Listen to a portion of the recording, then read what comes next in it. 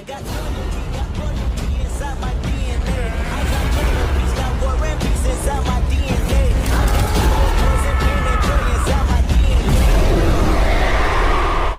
So, Inosuke, what was the reason why you joined the Demon Slayer Corps? Tanjiro asks. All four of them were lying down on the futon, but despite the late night, they decided to talk their remaining energy and exhaust themselves. At least, that's what Hanagaki believes is what they are doing. "Huh?" was all he responded with. "You must have sort of reason for joining, don't you?" Zenitsu asks, turning all heads towards Inosuke, awaiting his response. "I'm sure everyone here has a reason. So what's yours?" Inosuke scoffs as he looks up at the ceiling again with a smug and victorious look. "A member of the Demon Slayer Corps barged in on me on my mountain. So we competed to who was stronger, and I seized his sword when I won." He spoke confidently, and the three could respond with a look of exasperation, pity, and aghast at what he said, but all united in one thought. Prayer to the poor guy that encounters this brute/Inosuke/Hashibira-kun. "And then, I heard there was something called final selection," he recalls with a prideful smug grin, "and that the fact demons do exist," he huffs in a condescending tone. "So that's why you joined the Demon Slayer Corps?" Tanjiro asks. "And hey, you and I both grew up somewhere within the mountains, too, huh?" Tanjiro pointed out happily. Hanagaki made an O face learning about that. But Inosuke didn't take liking heed to that. "Don't lump me in with you," he reprimands Tanjiro back. "I don't have any parents or siblings, and testing my strength against others is my only pleasure," he pridefully spoke, and smoothly slid his boar mask back to his face whilst lying down. "Is that right?" was all Tanjiro said with a pitiful look. "What about you, Zenitsu-kun? What was your reason?" Hanagaki asks. Zenitsu took note of the call and turned his attention to Hanagaki before replying with a tired look. "My gramps forced me to be here. The days I spent at his grueling training was hard enough," he complains as he shivers in fear. "Why did he even have to send me to death of all things?" his face paling at the thought. "Oh, my," Hanagaki thought in pity. A few seconds of shivering fear before Zenitsu calmed down and asked the same to Hanagaki. "Omi?" Well, he tried to look somewhere else. It was hard to explain his reason. Tanjiro and Inosuke turned in his direction, too, while Tanjiro, who have heard his reason already, could only look at him and worry that his secret may be revealed. He and Master Yorokodaki and maybe a few of his old friends knows about the content of his secret. Being a 26-year-old guy who came from the future and into his 18-year-old self was quite a tough story to explain. "I was trying to find my reason," Hanagaki reveals with a soft huff. "Your reason?" Zenitsu asks, confused as to what he meant. Hanagaki nods.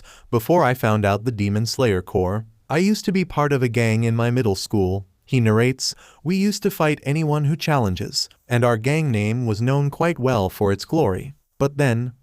Zenitsu tilts his head. "Then?" Hanagaki sighs. "Something went wrong in our path, that it resulted two complicated situations, and because of that, I lost reason of what I was really doing with my life, and therefore, I fled," he finishes at that. Zenitsu and Tanjiro were listening intently, mostly to Tanjiro as he hasn't fully heard the whole thing except for the fact of his secret, but not the full context of it. "I fled, left, ran, far away from them as possible," he spoke in a gloomy tone. "I left because I couldn't handle what was going on anymore, and that I needed some space, and maybe if I did, maybe I'd remember my reason again." He turns towards Tanjiro and Zenitsu. "And that's when I arrived at Mount Sagiri. There I met Master on the mountain at rainy night, and he took me in and trained me," he said with a grateful smile. "And it's thanks to joining this Demon Slayer Corps I found my purpose again." He spoke confidently and satisfied as he looks back up. The two were intently listening and smiled joyfully at that. Having to see someone like Hanagaki feel thankful for something they're a part of felt a surge of pride within them. "But of course, once I'm ready, I'm going back to see them again. But right now," he closes his eyes with a smile, "I'll do what I can here for now because I'm sure I'll meet them again soon." He spoke in a confident, hushed tone. A few seconds of silence before everyone laid back and was getting ready to hit the sack when Zenitsu sat back up with a serious look shadowing his face. It startled Hanagaki and Tanjiro a little bit and were questioning why you sat back up. "Tanjiro, no one else is asking, so I'm gonna ask myself," he spoke in a soft, serious tone. Hearing such a tone, Tanjiro sat back up as well.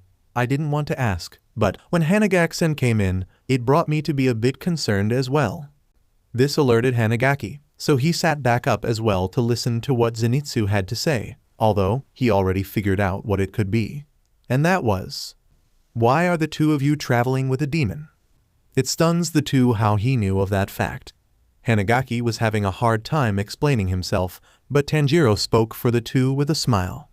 Zenitsu, he calls out, you knew about that, and yet you still protected the box, huh? Tanjiro asks, which stumps Hanagaki in the statement. He knew, and he protected Nezuko. When?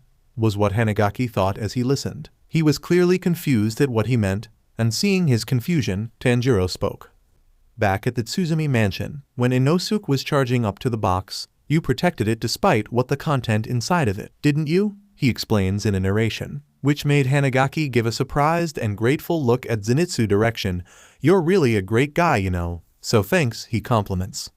But due to his genuine smile, it almost looked dazzling and bright that it caused Zenitsu to blush furiously at such a compliment. You really shouldn't heap so much praise on me, as he squirms and fiddles his head pillow while squirming on the futon. I've got a keen sense of smell, so I knew from the start, he points to his nose. How kind you are, Zenitsu, and strong, he adds in. No, I'm not strong, don't give me that, Zenitsu immediate reply with a disbelief look. Looking like he lost a lottery. I also haven't forgiven you for stopping me from bringing Shoichi along, he deadpans. Eh? Was Tanjiro and Hanagaki's reply, and was only left with Tanjiro growing flustered at that fact. Why bring Shoichi along? Did he need something from the kid on these kinds of missions or something? Questions that circle through Hanagaki's mind. On the corner of the room, the two boxes that sat adjacent to each other began making a rattling noise, shuffling, and thudding of someone trying to come out. Eh? Startles Zenitsu. It's trying to come out. It's trying to come out, Zenitsu repeats in fright. Clearing away from the peripheral view of the boxes, it's all right. Tanjiro tries to calm him down. Huh? How can it be all right? Huh? He tries to imply the dangerous situation, clearly distressed at a demon trying to come out. But the racket he was making was bound to wake someone from the other room, so Hanagaki got up slightly to calm Zenitsu down as well. Shush, people are trying to sleep here, Zenitsu-kun, Hanagaki reprimands in a hushed tone. It's in the middle of the night. Too, Hanagaki tries to explain the noisy consequences of his actions. After a few seconds of trying to calm the frantic Zenitsu, both doors of the boxes suddenly opened slightly ajar, which further frightens Zenitsu even worse than before. Kaya, oh my gosh, it's not even closed, he squeals in fright, tears almost seen streaming his face, clearly backing away even more at just the doors opening. Shush, Tanjiro and Hanagaki reprimand with a hush in unison.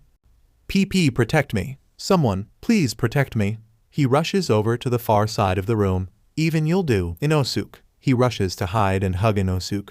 But such racket causes Inosuke some irritation and then, stay away from me, he yells back and kicks his chin backward, all the way towards the direction of Tanjiro and Hanagaki's boxes.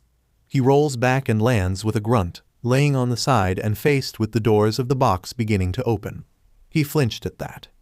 The next thing that happened, both Nezuko and Mizuki's hands began climbing out of the box, one hand at a time. It's out! Zenitsu squeals in fright as he hastily gets up from the ground and rushes over to the sliding shelf where all the other futons are left folded in, gotta hide, I'm so scared. But before he could hop on the shelf, the two demons began crawling out of their boxes respectively and leaned their outs slightly out to see the confusing noise. One was Nezuko with her cute baby self and bamboo muzzle, and the other was Mizuki, walking out like a frightened wild animal, cautiously, with her black hollow eyes, her mint green eyes, dilating with caution and confusion. HM? Nai-chan? Was the noise the two spoke in unison at the confusing noise. Eh? Zenitsu squeaked at a loss at the sight of normal-looking demons that were crawling out of the boxes. Nezuko. Mizuki-chan. Was what Tanjiro and Hanagaki calls out in unison. The two proceed to come out. Nezuko began shifting from her baby form to her normal teenager form, while Mizuki crawls out and began stretching like a cat and shakes her head and tail at the discomfort of being in the box this whole time. once they were done, presented such a cute display of Nezuko and Mizuki side by side. Huh? Zenitsu responds instead at the sight. Ho? They didn't realize Inosuke was also paying attention, but he immediately disregards it and laid back down again. That's too much thinking. Oh, Tanjiro exclaims, so this is Mizuki-chan that I hear so much from you. Take Mikey-kun. Tanjiro beams and went toward Mizuki. Yeah, Hanagaki responded back, before looking back at Nezuko. So this is Nezuko in the flesh now. Huh. Hanagaki approaches Nezuko, observing her slightly. She looked different compared to the time she saw her lying down in bed or who just woke up after the final selection. Nezuko was a little nerved at his attention, but beamed either way. Clearly, she recognizes him as she smiles. While Mizuki was still a bit cautious, it caught Tanjiro's attention as he could smell wariness from her, as well as curiosity, too. So he took the chance to introduce himself. Hi, my name's Tanjiro Kamado, and this is my sister, Nezuko Kamado. He points out to Nezuko, who also paid attention too once she was called out. We're Hanagaki's friends. He introduces himself. Mizuki's eyes blink in surprise. She turns her head towards Hanagaki's direction like she's asking if it's true. Before turning back to Tanjiro, Niai-chan's friend, she asks with a tilt. Niai-chan, Tanjiro repeats, before looking back at Hanagaki at the oddly cute terminology. But Hanagaki only shrugged at that, and that was all Tanjiro needed for an answer. Me and Nezuko are your Niai-chan's friends, he confirms. Mizuki then began swaying her tail at that and rapidly went towards his direction and hugged him from the waist with glee. Friend, she repeats enthusiastically. The two giggle at such adorable display, and moments later, she turns her attention towards Nezuko, which made the two a little nervous. The two had only met until now, and they're both demons. Mizuki-chan only knows demons are bad, so what will she do if she sees another demon but someone good? Worried thoughts of Hanagaki. I know Nezuko won't warm any humans, and the good demons she has only met are Tamo-san and Yushiro-san. So, was the worried thoughts of Tanjiro. A few seconds of stare-down of the two demons were spent before a conclusion came to a close. Ni? Asked Tanjiro, and Hanagaki repeats confusingly. Nin. Imachin? Were the response the two gave off, as they embrace each other happily and adorably. The display was so adorable, the two idiots' older brother figures bled from their noses at such cuteness and hit the ground dramatically at that. Too cute, was what they thought before getting back up. Wait, Mizuki-chan, what do you mean by Nin? Hanagaki asks, is that Nezuko's nickname? Mizuki looked back at Hanagaki with a woeful look before responding again with a smile. Ni-chan. Eh? Tanjiro exclaims. Wait, Mizuki-chan, you can't call her Ni-chan. That's just, Hanagaki tries to explain with a flustered look, but it made Mizuki confused even more. Not? Mizuki asked. Yes, you can't Hanagaki squealed in fright at the glare Nezuko was throwing his way, clearly upset he was making Mizuki stop her calling Nezuko older sister. Seeing such displeasure, Hanagaki and Tanjiro looked back at each other and sighed in defeat. No, it's okay. You can call her whatever you like, Mizuki-chan, he agrees in defeat. Nezuko switched moods at that and beamed, and the same did Mizuki, who proceeds to hug Nezuko. Nin, she repeats once more, but this time happier. The two could only sigh and smile with a fond and affectionate look at the scene unfolding before them. Oh, I almost forgot. Tanjiro snaps out of his stupor and looks behind him. Zenitsu. This is... Tanjiro. Zenitsu cuts him off. Hanagaki looks back to see Zenitsu stuck in his position. His head was lowered to the ground, but the air around felt tense and was slowly growing heavy to bear. Zenitsu, Tanjiro calls out in worry. Zenitsu trails off deep, the air around him now growing more intense, and if one could hear closely, he sounded rather peeved at something. As the air feels almost static and electrified, it caused the other occupants in the room to turn to Zenitsu. A few seconds later, Zenitsu lifts his head so quickly that it was terrifying, and his expression bore of that of a really peeved and frustrated expression that his eyes were growing veins out of rage they didn't understand. Just who do you think you are? He exclaims aloud. The two were left stunned, and as for Nezuko and Mizuki, they were still in each other's embrace, but they somehow managed to go behind Tanjiro and Hanagaki while still hugging. looking back at Zenitsu with a blank and puzzled look.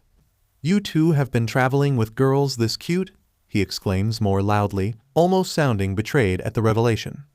"Traveling with cute girls like them in tow, and yet you never even had the balls to introduce them to me? How selfish of you." His voice low and frustrated, his aura was really growing more intense and terrifying that it somehow clashes against his usual coward personality. Afraid of what Zenitsu might be assuming, Tanjiro chimes in quickly. "Zenitsu, it's not that. Give me back all the blood I shed," he wails aloud. He stutters to reply. "I didn't just get pummeled by that stupid boarhead for nothing, you know? You could have at least introduced me to your sister as payment for such beat-up, and yet you're here now realizing that. Oh, you must have been enjoying my misery now, didn't you?" He rants on, and Tanjiro and Hanagaki could only look at him with pure confusion. Nezuko and Mizuki, on the other hand, were just in a daze. "Zenitsu, calm down. What's gotten into you all of a sudden?" Tanjiro asks with genuine confusion. "Demon Slayer Corps is not a place you join for fun, you idiot fool." He towers over Tanjiro that it flusters him a little. Hanagaki took a defensive step back, shielding Mizuki out of Zenitsu's intense rants, while Nezuko just watches in a confused daze whilst being beside her brother. Tanjiro tries to calm him down with his hands flustered and flailing to calm him down. Hanagaki, Nezuko, and Mizuki now bore the same expression of a confused and perplexed funny-looking face. "People like you need to purge immediately, he emphasizes as he repeated those last words. "Come to think of it, there's also about the crime of thwarting my marriage and sending Shoichi home too now was there," his voice threatening and low as he began pulling out his Nichiren blade and readies it forward with his head down low. "Purged immediately," he emphasizes aloud and prepares a stance as he readies to parry his sword by pulling it to his right side. "Don't ever underestimate the core." And he leaps up to them with the burning rage to strike at Tanjiro, and maybe a bit on Hanagaki as well. "Guys like you I will never forgive," he exclaims as he began chasing the two around the room whilst swinging his Nichiren blade recklessly. "Zenitsu-kun, calm down. Zenitsu, cut it out." The two protest aloud as they run away from Zenitsu's strike or they'll get hurt. They also put Mizuki and Nezuko aside to avoid them getting caught in the crossfire. "People like you should go burn in hell," Zenitsu proclaims as he chases the two around the room. Nezuko and Mizuko, not minding their shenanigans, and were busy curling and touching each other's hair or tail, whilst Inosuke remains lying down on his futon, sleeping away the noise of the three. A few weeks later, the four have finally healed their broken injuries and were now ready to set out once more, but to be sure, they plan to stay one last time before departing and continuing their job as demon slayers. And by next evening, Nezuko had started exiting her box, crawling out adorably before changing her size to her original form. "Nini." Someone calls out to her, and she turns to her left to see Mizuki just in front of her, sitting on the floor open-legged, her tail wagging adorably at the sight of her. It would seem she was waiting for her to come out this whole time. Without hesitation, Nezuko went towards Mizuki and held her up in her arms. Now Mizuki was sitting on Nezuko's arms, holding tight to her whilst giggling and wagging her tail for being lifted up. Nezuko watches this in pure euphoria. Seeing Mizuki smiling and happy made her happy as well. "Nezuko-chan." She was then called out by some flighty voice. She then turned towards the sound together with Mizuki, and to find whom her older brother calls Zenitsu was seen wriggling oddly at the sight of her. "Nezuko-chan tilde," he calls out again with an odd and pleased smile. A few seconds later, he approaches her whilst tapping his pointer fingers together, as if he was feeling embarrassed to just be near her. His approach startles Mizuki and Nezuko as they flinch at the sudden closure. Due to such uncomfortable close proximity, Nezuko and Mizuki began running around in circles in the room, trying to avoid Zenitsu's approaches. Nezuko was running around whilst holding Mizuki's hand as they ran in circles for a few minutes of Zenitsu calling Nezuko over and over. Mizuki was starting to look tired from running, so Nezuko immediately halted her movements to let Mizuki rest. But once she did, she was immediately caught in a pinch by Zenitsu. "Nezuko, ah!" She was then shielded by her brother, who seems to have just returned from the bath with Hanagaki if their drenched hair was anything to go by. "Zenitsu, stop following Nezuko and Mizuki-chan already," Tanjiro exclaimed with a distressed look, with his arms wide open, shielding his sister and Mizuki away from Zenitsu from any more trouble his friend might cause for her. Hanagaki watches from the door to the hallway as Zenitsu stares back at Tanjiro blankly, before suddenly changing into a blissful look on his face. "Tanjiro-kun," he emphasizes each syllable with that pleased look and flowers blooming around him. Without warning, he grabbed hold of Tanjiro's hands and began shaking them affectionately. But this just unsettles and flusters Tanjiro even further. Nezuko and Mizuki watch in confused pity.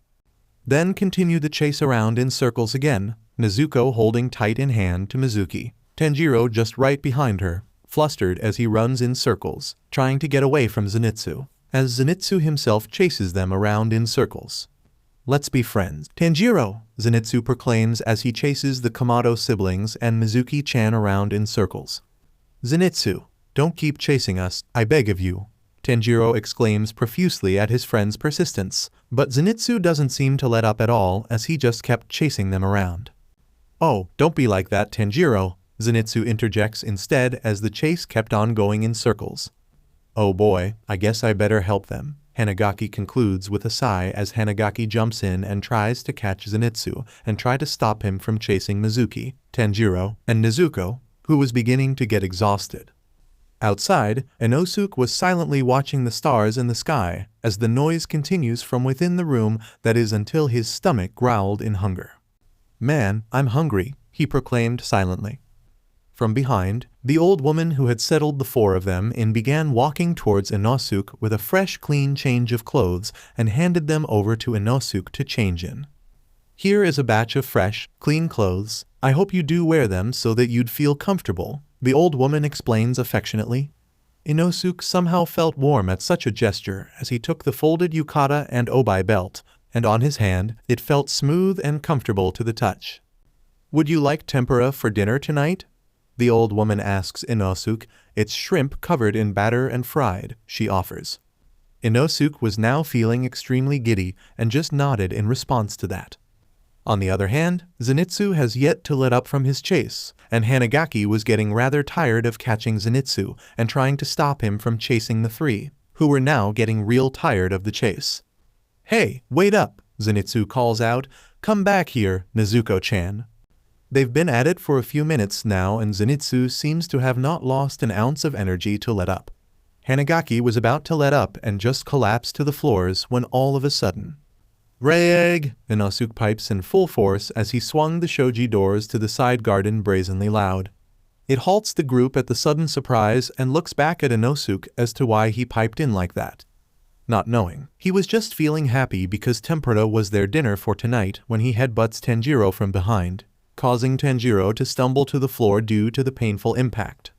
What was that for?" Tanjiro asks in pain, but was only replied with another loud booming cry. And because of that, the occupants in the room flinched at that and the chase resumes. But this time, Tanjiro was the one being chased, followed by Zenitsu, and Inosuke who was chasing Tanjiro in circles as well. And Hanagaki, now really feeling pity for Tanjiro, started to give chase to try and stop Inosuke and Zenitsu.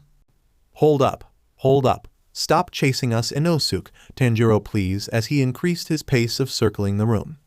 Luckily enough, Mizuki and Nezuko were now at the corner of the room, where their boxes were, and were just fiddling with their hairs or tail to pass the time. It was finally the next morning, and the four were beginning to pack up as they began changing to their Demon Slayer uniforms. Zenitsu had a head start and was already finished dressing up. Inosuke was just hanging out of the yukata and sliding his hakama on. Tanjiro was just sliding in his haori, and Hanagaki was putting away the futons back on the shelves. The door to the side garden was open, so the four could hear the faint flapping of wings coming towards them. Alerted by the sound, they turned their attention to the arrival of their birds. Tenouji landed first, followed by Okubio who landed and perched at the ready-raised arm of Hanagaki, and Chuntaro onto Zenitsu's pointer finger. North-northeast, north-northeast, Tenouji exclaims proudly loud. "Your next mission is in northeast." The four paid close attention to Tenouji, gathering around Tanjiro. "You three are to go northeast." "Northeast," he repeats. But Hanagaki intervenes. What location in northeast? He asks with a head tilt. Mount Nadagumo, Okubio answers for him. You all are to go to Mount Nadagumo, but stutters to reply better. Chuntaro chirps in agreement to that. The four glanced at each other at the sudden joint mission for all four of them at the same time. A good few minutes and the four were already at the outside gates of the inn, ready to depart first in the morning as they have a long journey heading towards the northeast. They halted for a moment there as Tanjiro looks back towards the old woman who had settled them in for a good relaxing week. Thank you for everything. He gestures a low bow, to be followed by Zenitsu and Hanagaki. They responded back with a low bow from the old woman as well. Now then, the woman then took out a flint and steel and showed them in hand for good luck, she explains. Aw, they shouldn't have, Hanagaki thought to himself at such a kind gesture. Thank you so much, Tanjiro thanked the woman happily as the three of them then began turning their backs towards the woman, and only Inosuke didn't as he stared back in the confusion about what the woman was doing. Once the woman neared them, she began rubbing the flint and steel against each other, causing small sparks. What do you think you're doing, old hag? Inosuke screamed in rage as he raised his arm, ready to strike the old woman, but was quickly apprehended by Tanjiro and Hanagaki, while Zenitsu blocked the old woman from Inosuke. What the hell? Are you an idiot? Zenitsu reprimands Inosuke as the two struggle to keep hold of Inosuke. Tanjiro kept him close tight from the waist, while Hanagaki grabbed hold of the arm Inosuke was going to use to hit on the woman as Inosuke struggles to break free. She's striking sparks for good luck. It's a purification ceremony, you stupid boarhead. Zenitsu explains aloud and irritated, because we're going on a dangerous mission after all. A good few seconds later of calming Inosuke, they remain for a few seconds for a few parting words from the kind old lady. Always live your lives with great pride, she says in a solemn and low, soft-spoke tone. I wish you luck in battle, as she lowers herself once more for their departure and journey. The three bowed while Inosuke remained firm, but he did look at the three in confusion before all four of them headed on out.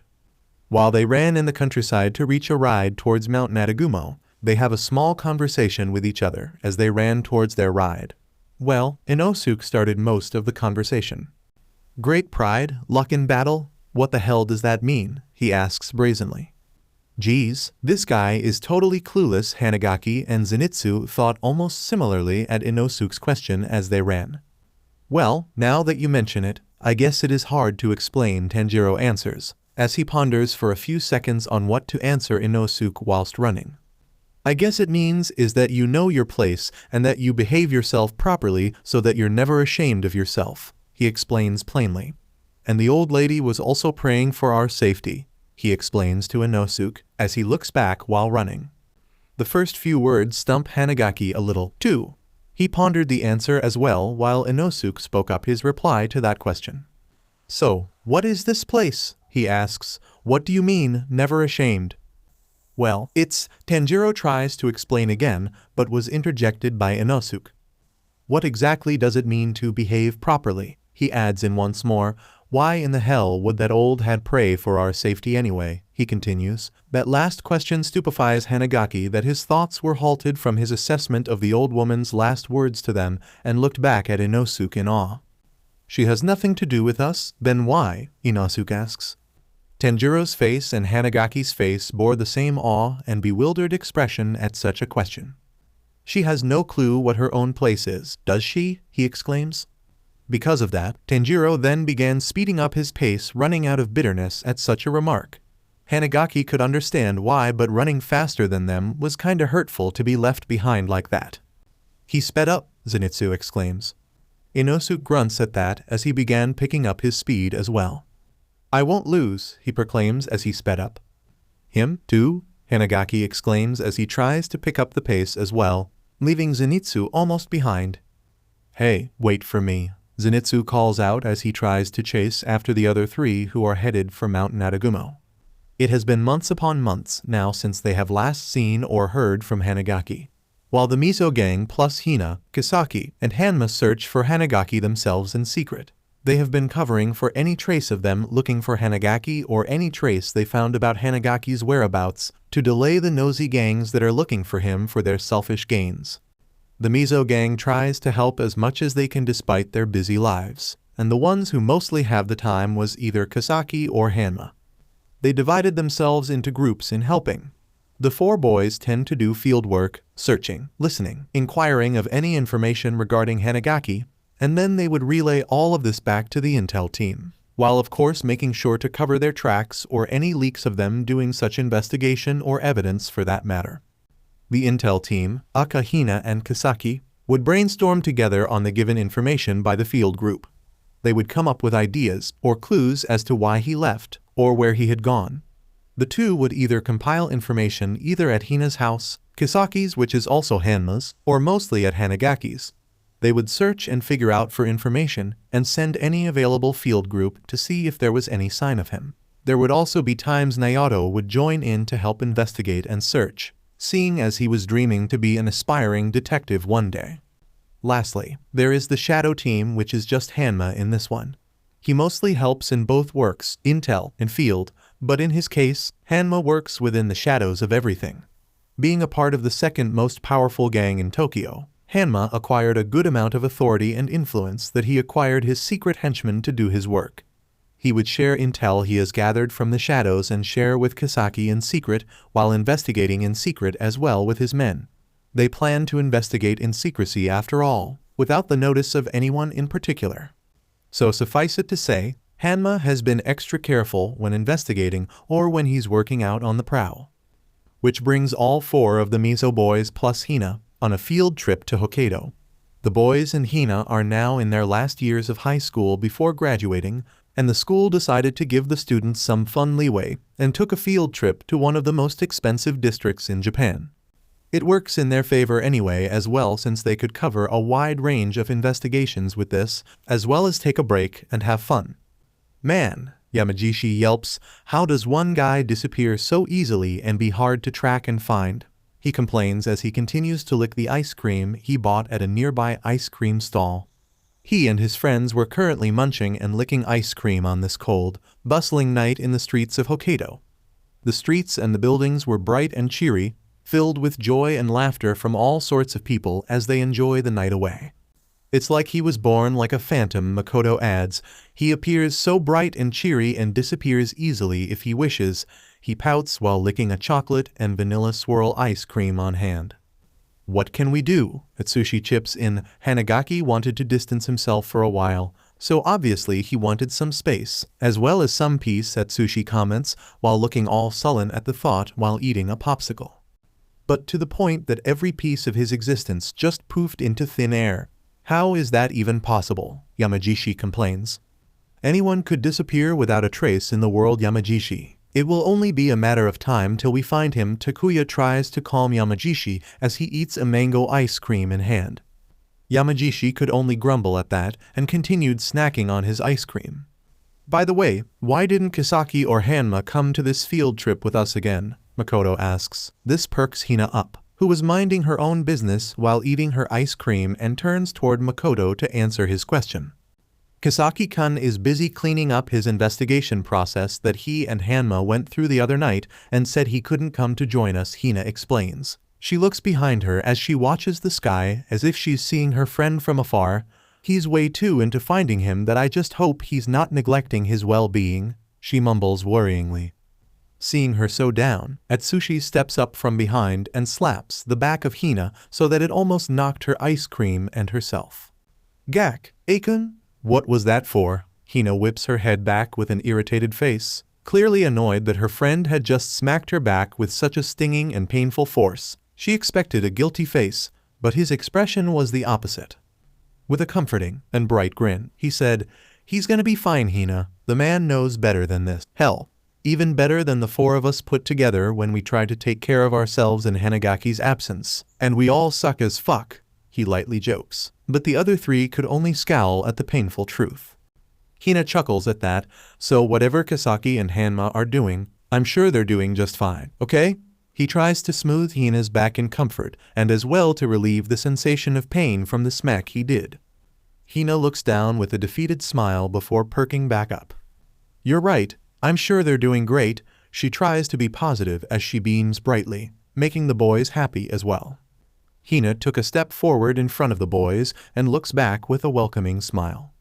Since we'll be in our college years soon, why not enjoy the night while we still have it, yeah? She opens her hand to the boys openly and invitingly. Such a pleasant invitation from a cute girl. No one could ever deny such an invitation. So Takuya took her hand, and then Atsushi, followed by taking Yamajishi's and Makoto's, and then they were pulled by each other like a train and went to have fun for the rest of the night before they returned home from their field trip. The Mizo boys and Hina went all around, going to any available arcades, clothing stores, sightseeing, and any sidewalk show they find to enjoy their night. All blissfully laughing and running around having fun that the tension and stress built within them all had faded away. It was nearing late night, and the five were now on their way back to the inn their school booked their stay at. The street was bustling with all sorts of stores ranging from accessories, clothes, appliances, and dozen upon dozen of food that they had a hard time resisting not to indulge themselves with food. They were happily talking amongst themselves to distract themselves from the tempting aromas when they came across a disturbance a few feet from them. "Hey guys, look!" Takuya pointed in front of them. They all whipped their heads in the direction Takuya was pointing at. In front of them were a few police officers with a lot of warning tapes covering the side of a small inn. The windows were all shattered and pieces of it still scattered on the floors, like someone had broke in. "I wonder what's going on," Atsushi asks. The four were creeped out on a crime scene since they know about such crimes could be done by some of the gangs, but for some reason, Hina had a gut-wrenching feeling that this scene was something she needs to look closer at. Thus, her body moved unconsciously towards the scene alongside the group of curious passerby watching the scene. "Ah, Hina," Atsushi calls out as he ran after as well, followed by the other three, confused as to why Hina went in to join them. Hina went to see the scene before her, just in time to see some paramedics taking out a stretcher that was covering what seems to be a body, as it was covered by a white cloth over it. Ugh, this smell! Hina wrenches at the scent. The smell of death was so potent, Hina alongside the boys and the other passerby onlookers flinched at the scent. "What's going on? A murder crime scene?" Yamajishi concludes quietly as he raises his glasses up. Someone heard him and answered for the boy. Yes, it was. The five of them turned towards the reply, and to find an elderly woman with a long black coat with a white polo shirt and long red skirt, and a black beanie. They said someone was murdered inside the inn, with traces of its body being massacred to the point the victim's face and the body was disoriented. The gruesome description makes the five frown, but nonetheless listened attentively. Was the culprit captured yet or? Hina asks politely. The old woman shook her head. No, apparently not. That woman over there who is being questioned is the owner of the inn, said the one who occupied the room hadn't gotten out of the room for a few days now, and it worried them. The old woman pointed in the other direction, and they followed. They saw an old woman with a paled look with residue tears in her eyes, frantically talking to a police officer, who was questioning her. When they came to check him out, they found his body on the bed, all torn and shredded. His insides were gone and massacred. A terrifying and grueling sight, she said, the woman described. The boys could only shiver in fright at what the old woman had witnessed. But Hina remained to pay attention to the old woman. Was there any evidence left behind, or any clues to the culprit, she asks. The old woman ponders a little for any information she heard before suddenly perking up. Before the man who occupied the room a few days ago. A passing employee said they recalled the room suddenly hearing flapping sounds and a low growl before the night the man was massacred, she replied. Flapping sounds? Makoto repeats. Low growls? Yamajishi repeats as well. That was an odd piece of evidence, Hina thought. She then decided to move towards the officer interrogating the woman, which alarmed the four. Hina, they all called out in unison as they tried to block her path. What are you doing? You're not planning to do something stupid, are you? Atsushi questions her sternly but was given a serious and calculating look by Hina. Sorry, Ekun, but I just have a feeling that something about this scene will be proven useful for us, she mumbles softly while pushing Atsushi aside to head towards the officer. What? Hina? Atsushi was dumbfounded as he watched her friend near the police officer. By the time she neared the officer, the woman had already left and had finished his questioning. Sheesh, this is a mess, the police officer grumbles softly while watching the scene. Excuse me. The officer was startled as he turned towards the call, to find a girl with peach hair cascading down past her shoulders, with an inquiring look in her eyes. "Oh, yes, what kind I do for you, miss?" He turns towards Hina with a small bow and a small tip of his hat at her attention. "Hi, my name's Takabana Hinata. My father's Takabana Masato. Do you know of him?" she asks, trying to explain herself. The man pondered a little before perking up at the name. "Ah, the detective's daughter. I know you." He beams at the recognition. "What brings you here, miss?" She smiles back in return for his recognition. "I'm currently here on a school field trip, but I wanted to ask you a quick question real quick," she points up. The officer tilts his head in question. "You can be brief as you like, but what exactly happened here?" she asks as he turns her head towards the inn being cleaned up and investigated. The man sighs in response. "It's nothing much, miss. Just another one of those crime scenes that's been happening as of late nowadays," he replies. "Recent crime scenes?" she asks quizzically. The man nods in response as he turns his attention back to the inn. "There have been a few cases like this one for the past few days now, where people would find bodies massacred and their insides mauled like an animal every night," he explains. "It has been going for a while now," Takuya exclaimed in surprise. The boys had just neared enough to hear the story. The booming question startled the officer a little and just replied, "Why, yeah, but the oddest reason of all is that the murders suddenly just stopped. This is actually the final murder of massacred bodies this week," he points out. The five watched the place in awe. It was an odd case indeed. They hadn't watched the news for a while, so they were a bit late on things. But finding that a suddenly bizarre and gruesome murder that had been going on for a while just suddenly halt out of the blue is indeed weird. Like someone had stopped the murders without the police's notice. Hina looks back at the officer. "Were there any witnesses?" Hina asks. The officer grumbles at that. "There was, but their testimony was so weird," he commented. "What did they say anyway?" Yamagishi asks, fascinated by the situation. "One of the occupants said they saw a monster with wings and fangs outside their window the night of the man's murder," he replied, and shocks the five friends at the description. "A monster?" the five thought in unison. "And during that night, a guy with black hair and blue eyes as well as a little Miko girl began fighting the said monster and chased it all the way towards the forest. Like, can you believe such a thing?" The officer huffs a laugh at that. Still, the five weren't paying attention to any of it except the last two descriptions. Black hair and blue eyes? Could it be? Hina's eyes glossed in hope as she immediately grabbed the officer's arm tightly. "Did the witness say anything else about the boy with black hair and blue eyes? Like something about being beautiful and pretty?" she hastily inquires. The officer was getting uncomfortable with the girl's question, even if she was the detective's daughter, so he quickly replied, "Yeah, they did." He then twists his arm away from the girl to release himself. "You kids best not get yourself into these kinds of situations, or who knows what'll happen, okay?" he inquires. "Why, yes, of course, sir," Atsushi replies to the rest. The officer then proceeded to head out, leaving a bunch of kids dumbfounded, but filled with hopeful glee in their chests. "Hina, next time you feel like you need to stick your nose into something, do tell us so we can help as well, okay?" Yamagishi said while still looking at the departing officer's back. Was all Hina said. The five were feeling so hopeful because finally, they found a good lead about Hanagaki's whereabouts. The description may seem misleading, but any information was really helpful at this moment, so finding the witness description of the boy the night of the murder was all but a miraculous help. "Takuya, call Kisaki-kun. We need to discuss this with him and fast," she emphasizes greatly as she hastily rushes back to the inn alongside the five. Somewhere in Japan, in a warehouse at the port, was a trade of weapons going on from a crime family to a gang called Brahmin. They were doing illegal weapons trade as per the family's request. The gang decided to protect the family as long as they ensure they were imported with good quality weapons, and the agreement was sealed. They were now just cleaning up after the deal, carrying boxes upon boxes of illegal and dangerous weapons, ranging from snipers, shotguns, and a multitude of other guns. "Surakashi, everything is about nearly hauled in the trucks. What do we do next?" a member of the gang inquires as he salutes to the vice president of Brahmin.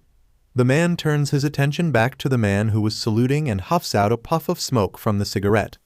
His slick back hair glistens slightly under the warehouse peeking streak of light. Deliver 5 boxes each to every single of our warehouses, and make sure they get there in one piece, he orders sternly with a lazy-eyed but strict look. Yes, sir. The man bows in response before leaving to get the rest of the boxes hauled in their pretend moving vans and delivered. You really gotta be that strict towards them, Omi Niai? A woman spoke in a teasing tone. The man who was called Akashi turns towards the teasing tone, to find his little sister sitting cross-legged on a pile of boxes from the port's warehouse that wasn't theirs, looking down at the guys with a mischievous glint in her eyes. Of course, I have to. Senju, he huffs out a smoke once more. You gotta lead this gang with much strictness for them to respect and obey you, he explains. Or drive them to fear if you keep that look in your eyes, Takomi, someone calls out. The two turn towards the call to find someone they knew well, with someone walking behind him. The one who was supposed to negotiate the dealings was supposed to be you and Benkei, but you just have to opt to leave because of what? You needed a nap? Takomi scoffs at that. You're not a child, Wakasa. The man appeared from the shadows, with his long bi-colored hair swaying under the night light streaming in the warehouse, his hands tucked within his pants, and his long coat flowing behind him, resting upon his shoulders. Me and Benkei had a tough time keeping our enemies off our borders. At least give us a chance to take a break, Vice, he teases as he nears Takomi with a lazy look in his eyes. Whatever, Takomi looks away as he puffs another smoke.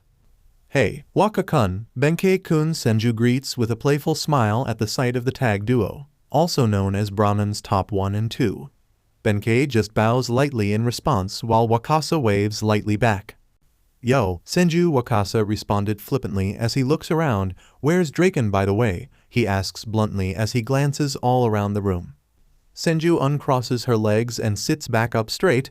He went to escort the Harafuku family out. He should be back soon by now, Senju explains. From the other entrance of the warehouse of the port was clear tapping of footsteps heading towards the group. Speak of the devil. Here comes one of the twin dragons, Draken, Wakasa addresses, tilting his head slightly back behind him to see Draken closing in. Senju, Benkei, and Takomi turn their heads toward the direction. You don't have to really address me like that, Imoshi-sen, Draken reprimands lightly back. Adorning a white polo shirt with a red striped tie and black vest, black slacks, and pants. He neared the rest whilst scratching the back of his head in embarrassment. He, Senju chuckles lightly. So, how did it go? She asks in a compendious tone, jumping down from the boxes as she neared Draken with almost predatory steps. They have left with a few of our men to accompany them back safely, he reports. The people I sent will send me a message once they've secured the Harafuku safety. He ends with a slight bow. That's good. Senju stops a few steps away from Draken. Anything else on the others then? Senju asks as she turns to her older brother. Takomi nods. Baji, Kazutora, and Chifuyu are currently handling some mess we had with another gang. It would appear some are getting a little cocky they could take on Brahman because we're considered the lowest of the 3 deities. He spoke with a rough tone. He sounded annoyed as he reported the situation. Baji, Kazutora, and Chifuyu are considered one of the toughest members of Brahman, so letting them handle the dispute should be no problem for them. If things turned smoothly and promisingly on their end, they could finally control more areas. Those 3 have always been a great trio of forces when it comes to backing each other. A sort of kindled brotherhood for being great friends and vice-captains of Baji. Waka-kun, Senju calls out. The young Shiba and Mitsuya have no reports of any trouble in their area, Wakasa spoke in a nonchalant tone, so we're good on my end for now. He then began grabbing a piece of lollipop from his left pocket and unwrapped it as he ended his report. That's good, Senju smiles at the news. Benkei-kun, any new ones? She asks firmly. We did. The twins just apprehended 5 of them a few days ago. 1 from Keisabai, 3 from Rokuhara, and 1 from the Sins. Benkei reported in a gruff, low tone. They shouldn't be a bother anymore, I assure you. Senju nods at that, pleased that everything is going well within her gang, but of course, there is still one more thing they are concerned about more than just the status of their gang. Before we end this and go home, for now, I have one last question. She looks back at every one of her executives sternly and coldly in the eyes. Any news about him? One question was enough to faze them of their natural expressions, actions, and posture. Takemichi suddenly bore a more even guilty look. Wakasa suddenly crushed the lollipop inside his mouth a little too harsh. Benkei only had his eyes closed and looked away, and Draken had flinched and stared off into the distance while moving uncomfortably in his position. There's not a word or sign about him yet, Senju Takemichi spoke low as it trails off, ashamed that even he hasn't found anything about him yet. None on my end either, Wakasa spoke lowly as well, while Draken and Benkei hummed in agreement, their voice strained to reply for the nth time regarding his whereabouts. Senju sighs in defeat. I figured as much, she spoke with disappointment in her tone. Not because of their lack of information, but because she was getting even more guilty each day he hasn't been found.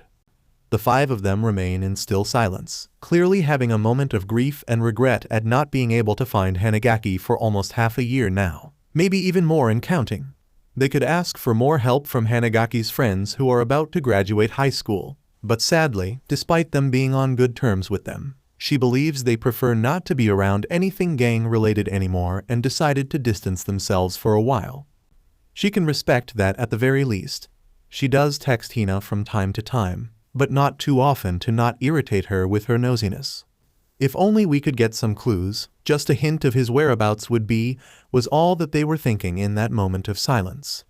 And as if answered by some deity, they were given a slightly vague clue from a passing member cleaning up. Oi, what sort of perfume are you using? It somehow smells good, the passing member comments from afar. Draken hears them since he was the one farthest from the four and slightly near the speaking member. Oh, the perfume? It wisteria flowers, smells good, isn't it?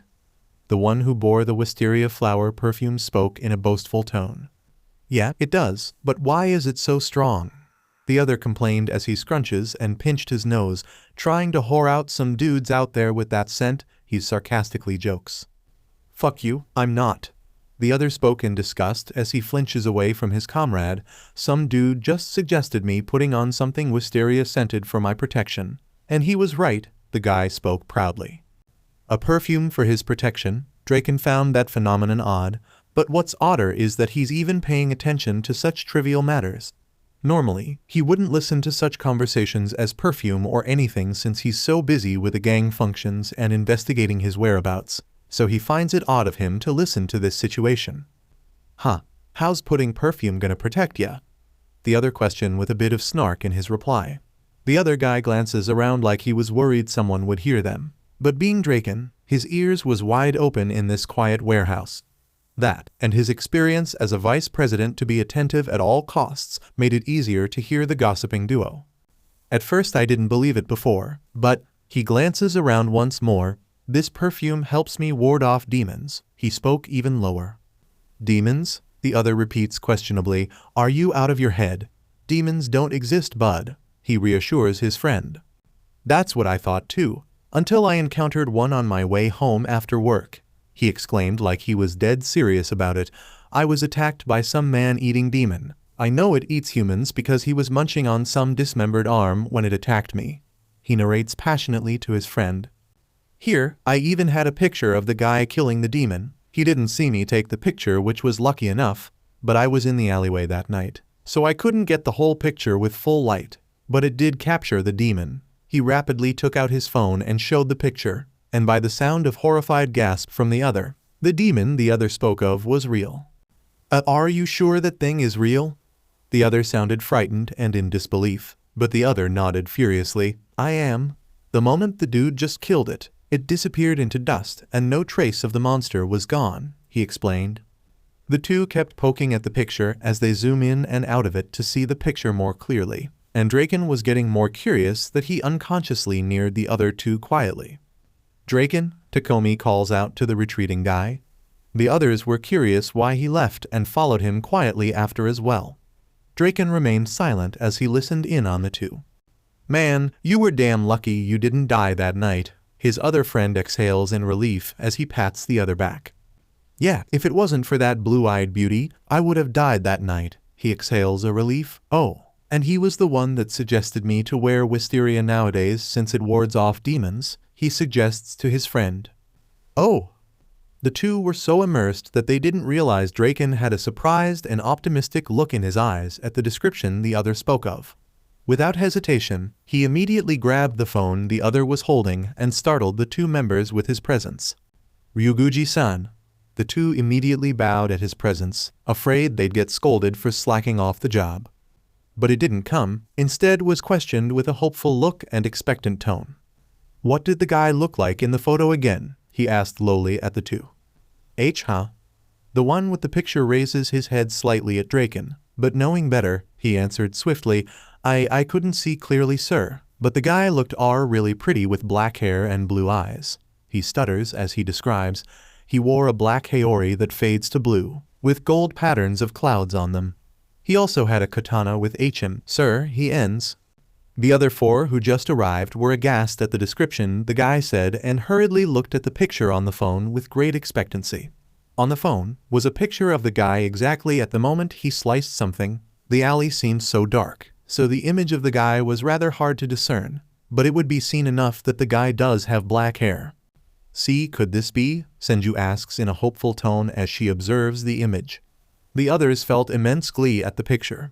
Even if the chances of it were not him, they would still take the chance and see it for themselves if this was him. "Where did this situation take place?" Senju inquires immediately.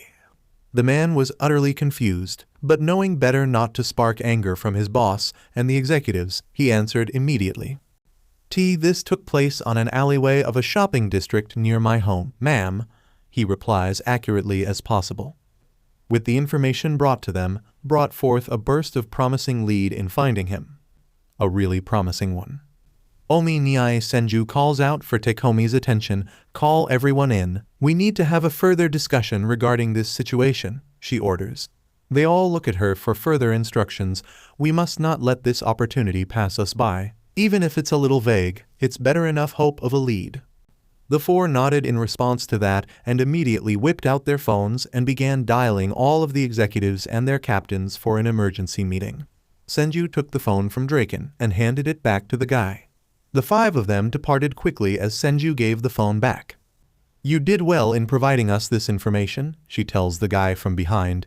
"Be sure to expect great rewards for this," she comments with a side glance and proceeded to head out. The two members were dumbfounded about what to do and left to watch the executives depart and leave them to their business. Once they had disappeared from their sight, they stood there unsure of what to do next in the odd situation they experienced minutes ago. Did that just really happen?" The one with the phone asks dumbfoundedly to his comrade beside him. "And no idea, pal," was all he responded with. Somewhere else in a private room of a lavish hotel, several men had just finished taking out their enemies after an ambush meal meeting. The table is thrown out of food, broken plates, smashed glassware, and riddled with bullet holes. The same goes for the situation around the room, where the bullets have grazed from wall to wall, a few bullet holes, a couch ripped up from the crossfire, and so on and so on. Here we can see the leader of Rokihara Tandai smoking a fat cigar in his mouth after the exhausting battle in such a tight room. He puffs smoke and sighs at the fatigue and just wishes to just hop in his bath and release all the tiredness away. This fight was just a way for him to release the dark impulses for the long day of arrogant small gangs trying to challenge them, some annoying business partners trying to get a hold of him and his authority, and the lack of information on his savior. He sighs even deeper, which caught one of his executives' attention. "Whoa, are you that pissed off at the result of this meeting?" Shin teases as he nears South with a gun on his left and a wine glass on his right, taking a sip as he nears him. "This whole thing pisses me off," he growls lowly as he watches his members clean up the mess one by one, taking out bodies upon bodies, throwing away broken furniture and tableware and decorations, and others just began cleaning the spilled blood. South and the others were covered in blood, too, mostly from their enemies. Well, it was their fault. To begin with, South spats angrily, throwing the cigar seeing as it is nearly out of its light soon across the room, making such unsavory business deal. "Ha! Who the hell these fuckers think I am, huh?" He recalls the meeting that took place in this room. The leader whom South and his executives were about to meet was a well-known weapons dealer. They were demanding a good portion of South's shares in exchange for the weapons, even as to blatantly point out he's not even scared of him because he's not Bonton. It further infuriates him that he's being compared to that runt. "Either way, we have what we needed," someone spoke from the other side of the room. He was wiping blood that splattered on his face, as well as cleaning the blood off his gun as he neared South and Shin. You have authority over his weapons trade now, so shouldn't you be satisfied with that, you grunt, the man snarls. South scoffed at that. Come on man, you know how the boss is? Besides, weren't you like that before, too? 10th leader of Black Dragons, Shin teases. Don't compare me to him, bastard, he threatens Shin with a scowl, and its former 10th Black Dragons leader to you. He points the gun at his face. That title belongs to someone better than I, so watch your tongue before I blow it out of you. Shin only smirks at that before nodding. Right, of course, I'll keep that in mind. Shiba-san, he looks back at him with a side-eye look. Teju only frowns with a cocked brow before leaving, saying he's gonna check if the cleanup was done well. Shiba Teju. South originally thought he would join the Brahmins because his brother was there or that his savior was once part of it, but to his surprise and glee, he joined Rokuhara instead.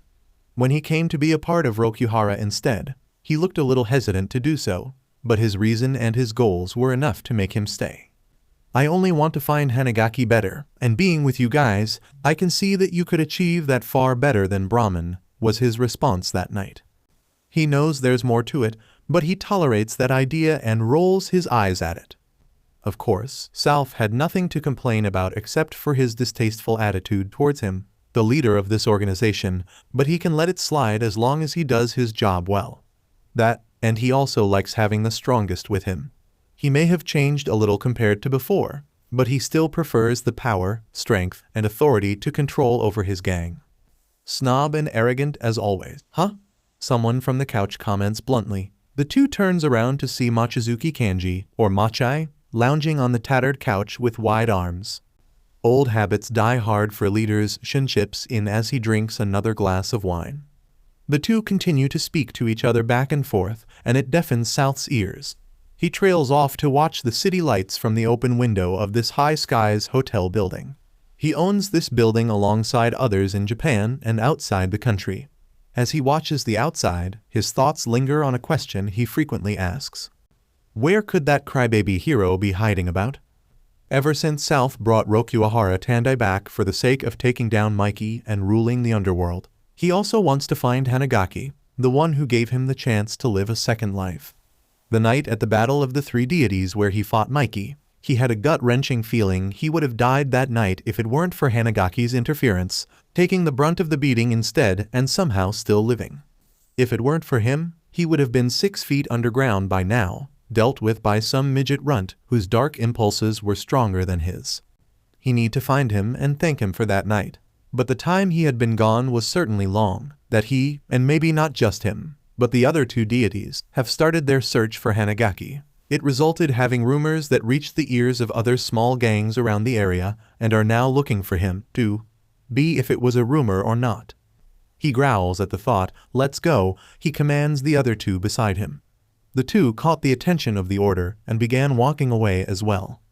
The hallway was a smooth walk back to the car, located in the underground parking area. He passes by a few members of the Rokuhara Tandai. They bow to him either out of fear or respect and proceed to do their work once South and the 2 were out of their sight. South then suddenly caught notice of something missing. By the way, where's that annoying mutt at? He asks as he looks around the lobby for a little bit. He would usually see him being late for meetings or anything for that matter with the excuse he was doing a side job for the organization, which he believes was a bullshit lie. He's out again? Machai asks with a frown. He then waves a hand at a nearby member who flinches at the silent command and nears him. Why yes, sir? What can I do for you? He stutters while asking in a low bow. Have you Hanma? That mutt's not here, like this moment seems odd for him to not be late in arriving. We don't know, sir, he gulps. All we know is that he left quite early a while ago, saying he was dealing with something important, he reports. Something important other than this? Shin scorns at that. That fucking slacker, where does he run off to every now and then? A question even South wonders as well, but since he's never shown any signs of betrayal, he didn't think much of it, despite it irritating him. He had a few men secretly follow him, but all leads to a blank result, which ended poorly for the men who secretly follow Hanma and receives the worst end of the stick for their incompetence. He was about to leave with Shun, Machai, and Teiju, who had just finished the last of the cleanup when all of a sudden, they hear a strange murmur at a random room they pass by. It caught all four of their attention at the odd whispering. Being part of a criminal gang, it was always an intuition to hear as much information as you can because, for all you know, it's a plot to take down the gang, betrayal or theft of the gang's inner or outer field. And South was not a merciful man when it comes to such atrocities. He commands Shin to open the door slightly to hear the whispering. He nods and reaches for the handle of the door and began opening it slightly. Once it was slightly ajar, they had heard the words their question were wandering off to seconds ago. Why is the boss not here yet? He was supposed to be here with the big boss and the executives running late, but he's not. One of their members whispers slightly above loud and quiet. I don't know. He's never this unpunctual to coming late at a meeting, another comment worryingly and anxiously. From just the words, they can assume they spoke of Hanma, who strangely isn't late in coming like he usually is. The four continue to listen in on the secret men Hanma has gathered for himself. Look, all I know is he's busy with that Kisaki guy investigating something important. That's all he said before saying he'll be running late, a third guy comments. Kisaki? Isn't that Hanma's first boss back in the older days? The four of them thought. They knew of Kisaki, of course. His name spread far and wide after they learned he plotted the most devious scheme of taking down Mikey and ruling Tommen, but it backfired thanks to a certain crybaby hero. But what investigation is that lanky bastard even doing behind our backs that he involves himself with his former boss? Shin comments as he listens in. Who knows? That Kisaki guy was well known to be suspicious and sketchy, so you could guess a lot of things what they're investigating, Machai adds in. But that guy has been out of the sketchy stuff for good while now, so it's impossible to consider he's doing something suspicious and illegal today, Teiju adds in his own sense. He made a good point. Despite him being notorious for his deeds, Kisaki did declare he will be out of the gang-related stuff now, and has been diligently doing so for a good 1 or 2 years now. So it does seem odd why he would be back when all he wanted was to be with Hanagaki along with his high school, or soon-to-be college classmates. Unless, well, what is he investigating for with that Kisaki guy anyway? The first guy comments angrily in a soft whisper. The usuals, looking for that Hanagaki guy, the third guy bluntly states. The four were shocked at the information. Sure, they were all looking for Hanagaki too, but to think Hanma was hiding this fact from them. And not just that, if he has been doing this for a while with Kisaki, means he and that guy and possibly the others have a good few leads on where he could be right now, or at least a lead for where he was last seen. The four exchange glances, before nodding and listening for more. Have they found anything yet? The second guy asks. Not sure, but if he's indeed late than usual, I'd say he has one, the third guy comments before getting a buzz from his phone. He immediately fishes it out and blanks at the ID. Speak of the devil, he comments before answering, yes, boss. The four couldn't hear anything from the phone as they listened, but judging how the third guy is just responding with yes and means Hanma has got something. Yes, boss, I'll inform the big boss and the rest you went home after a bit of a party, he ends with a click. His reason is going to be because he went to a party? Teiju mocks at the ridiculous reason, which caused Shin and Machai to nod in unison at the funny reason. South wasn't paying any attention to that and still continues to listen. Well, what did he say? The second guy asks. He said he'll head home instead for now. He puts his phone aside for now as he scratches the back of his head. It would seem they finally got a good lead on where this Hanagaki guy is. This perks the four again to listen with heightened ears. Really? After so long too, what lead did they get? The first guy questioned with curiosity in his eyes. Apparently, in Hokkaido, that Kisaki guy's friends encountered a murder crime scene there, and a witness said the person they saw that night of the murder had black hair and blue eyes battling the criminal, he explains. Ooh, exactly on the dot of the person the boss was looking for then, the second guy beams at that. Yeah, but it could be wrong, so who knows? The third guy dismisses it completely as if in disbelief. It was long a good 5 minutes before the four had already left to go back to headquarters and start another investigation. To think the answers we needed was right underneath our noses that goes by the name of Hanma Shuji, Shin comments slyly as he loosens his tie. I'm guessing he and that Kisaki guy wanted none of the deities and others gangs to find out. That's why he's been investigating secretly, Machai comments as he began searching the internet about the information they just heard. What matters now is we do our own search with this information, Teju adds in as he began dialing his phone. I'll have word with the tech and information team about this matter. While the three busy themselves on the phase of their investigation, South could only watch in glee at the fierce determination these three had in searching for the crybaby hero, his savior. It will only be a matter of time before we find him first, South thinks proudly as the car droves off back to headquarters, and I'll make sure I find him first before any of those bastards do. Especially him, he grumbles within his thoughts. Elsewhere within the night, Bonton was also dealing with matters within their organization. One word, traitors. Muffling cries of pain and misery echo within a large storage room. From time to time, it bellows in excruciating screams that are muffled behind gags of cloth as tears run down the cheeks of the traitors within Bonton's organization members. Ishh silenced by none other than the third in command and Bonton's right-hand man, Harichio Sanzu, who grins maniacally at the kneeled but bleeding and screaming traitors.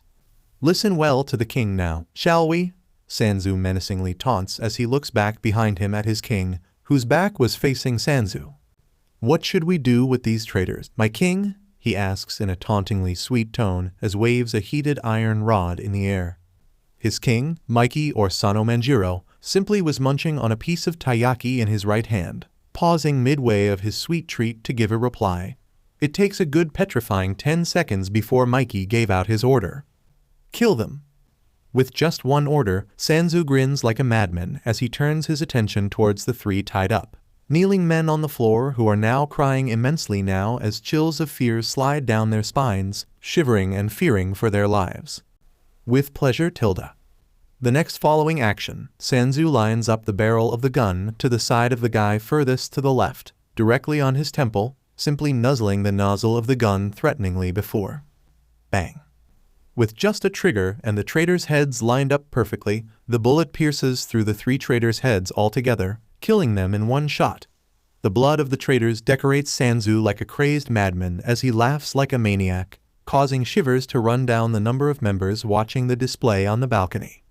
Now, someone with a purple and black jellyfish haircut calls all of their attention again. Let this be a reminder for all of you that if we do find out you are either a traitor or at least have been keeping secret, a traitor roams this organization like a sewer rat. The man fires a threatening shot into the air, jolting the members in fear at the sound. A sit reverberates throughout the room. Needless to say, this might happen to you next. Another one continues the other guy's words as he smiles horrifyingly at them. Do you all understand? He finishes with a side tilt. Yes, sir, was the unison response of the members as it echoes throughout the storage room. Good, you are all dismissed. The man with black and purple slick back hair follows as he leans off the cargo box alongside his brother, Sanzu, who was wiping himself off the blood that splattered on him with a spare towel, and Mikey, getting off another cargo box and exits the place. Do clean this shit up, was an abrupt order from Sanzu as he leaves the room for the rest of the members to clean or leave. The order is solid. A few of them will have to leave, and a few will have to clean because if you disobey either both, it could get you in a tough situation. The rest of the executives and Mikey walked back to their office with an overpowering aura to them, striding the halls like the entire world is below their feet. They arrive 5 minutes later at their designated office, swinging the large mahogany door open with short ease by Rindu and Ran. Inside were Kakanoi, Izana, and Kakucho, working tirelessly on their laptops with phones on hand. Kakucho and Kakanoi were the only ones to glance at the expected people entering the private office, unamused and undeterred. Ugh, couldn't you have at least cleaned yourself off of the blood, you drug maniac? Kakanoi snarled in disgust, scowling and pinching his nose at the stench Sanzu emanates. You smell like rotten death, he spits. Who cares? Sanzu shoots back as he lounges on the office couch, still slightly soaked in blood, slightly next to Kakucho, who squints in the distance and smells. Not like this, aren't your first time smelling blood on me anyway. Sanzu was taking out a plastic bag full of pills or drugs out when Kakanoi notices Sanzu sitting on their 5th couch this week, soaking it in blood. "Oi bastard, don't go sitting on the couch when you're still damn filthy." Kakanoi leaps from his chair and desk and points accusingly at Sanzu. "I don't want to change another one of our couches this 5th time this week," he complains aloud. Sanzu scoffs, "So what? Just buy a new one, it's easy enough with the money we're cashing in anyway." Sanzu disregards as he rests his neck on the couch seat. A click of a gun catches everyone's attention, even the oh-so-nonchalant Sanzu, and looked in the direction of the clicked sound. Held fiercely by Kakanoi, he aims one-handed the handgun on his left directly at Sanzu. "Get your ass off the couch," he threatens low and dark. Sanzu grins before cackling and swiftly takes out his own handgun and points it at Kakanoi as well. "Or, what?" he taunts back, followed by a click of the safety lever ticking off. A tense stare-down between 2 top executives of the organization takes place, the room heating up from the intensity of this. Even Izana and Kakucho, who were working on their laptops and phones, paused midway, ready to dodge any of the possible upcoming crossfire, while some who were already far off the firing range had his phone out, ready to record all the chaos. "This ought to be good," Ran chuckles in the corner alongside Rindu, grinning all to themselves, ready for the chaos that could possibly happen. Kakanoi and Sanzu were very well known to not have a solid reputation for each other, and would always be at each other's throats if ever one tries to annoy or piss off the other. This is why many of the members of the organization prefer to be far away from Sanzu and Kakanoi if ever the two were in the room with each other when meetings or dealings were taking place. Well, they'll only be obedient and behaved when "You too, enough," was the cold and alarming order from Mikey, causing the two to cease and put away their guns accordingly. Kakanoi mutters a low apology towards Mikey, while Sanzu spoke in the most compliant tone he's ever used and just sat back down. Kakanoi still lingers at the thought of having to change their couch for 6th time this week and began looking through the internet for a new one once again. "Sanzu, go and get cleaned up," Mikey orders him monotonously. Sanzu complies regardless, but before he could get up from the couch, he was stopped by the other part of Mikey's words, "And you're cleaning the couch after this." Sanzu looks back flabbergasted as if he was betrayed with the most grieving punishment. Kakanoi couldn't help but snicker behind his laptop and continues with his work. Sanzu grumbles when he heard Kakanoi and proceeds to head on toward the bathroom next to the office. "Serves him right," Kakanoi mumbles lowly as he watches Sanzu leave for the bathroom with an amused cat smirk. Kakanoi, Mikey calls out. "Yes, sir?" "What's the situation for the drawbacks that were caused by those traitors?" he asks, followed by a munch of another taiyaki in his mouth. "Any losses?" he continues after gulping. "No, sir. The amount of money they embezzled out of our organization isn't dire enough to lower our authority." Although Kakanoi side comments as he switches to another part of the computer screen, "We did get cut off on our weapons supply due to that incident. So I had the Haitanis take care of both the losses," he reports bluntly. Mikey looks towards the Snickers siblings, who immediately compose themselves once Mikey's eyes are glued on them for their side of the story. Ran immediately hides his phone away and looks towards Mikey with his signature smirk. "Already dealt with boss man," he waves off the idea, "had a quick easy deal with some off-mark weapons dealer and gain back the losses of our arsenal. Quick and swift," he says nonchalantly and playfully. Rindu begins tapping on his phone, but he still gives out his report with the promise of keeping his men and the dealings secured and safe. "He handed us the deal of having half of his weapons to us every once a month." He ends by tucking away his phone and looking back up at Mikey with bored and dull eyes. "So all is well on that end." Mikey nods at the report before looking back at Izana and Kakucho. Without any word, Izana spoke instead, knowing full well he was being asked by his little brother about what has happened on his end. "All is well on my end, Mikey," Izana spoke in a low, menacing tone, but not to the point it would sound disrespectful, but enough for it to sound like he doesn't even care. Alongside an amused smirk, "All of our businesses are still going smoothly as ever, so nothing to report on my end," he finishes. Mikey blinks instead of nodding. Despite being the boss of Bonton, he still considers Izana as an older brother and respects him as such, even if he doesn't like the way he's treating him and his dislike for him. Once done with Izana, He eyes Kakucho for his own end of the report and only coughs to start his. Nothing on my end either, Kakucho replies with a hoarse and husky tone. If I were to report anything, it would be just the countless other gangs out there just trying to get a one-up on us and failing miserably. He finishes with a slam of his laptop and looking back up on Mikey, so nothing to report. Mikey nods at this, his eyes shining on a softer side if you'd look closely, which irritates Izana a little, but he tries not to show it. Izana knows fully well why he treats Kakucho a little better than the rest of the executives, and while he is thankful and would rather die than admit it, he knows it's not really directed at Kakucho, but to certain someone Kakucho is related to, and Kakucho also realizes this, too. Hanagaki Takemichi.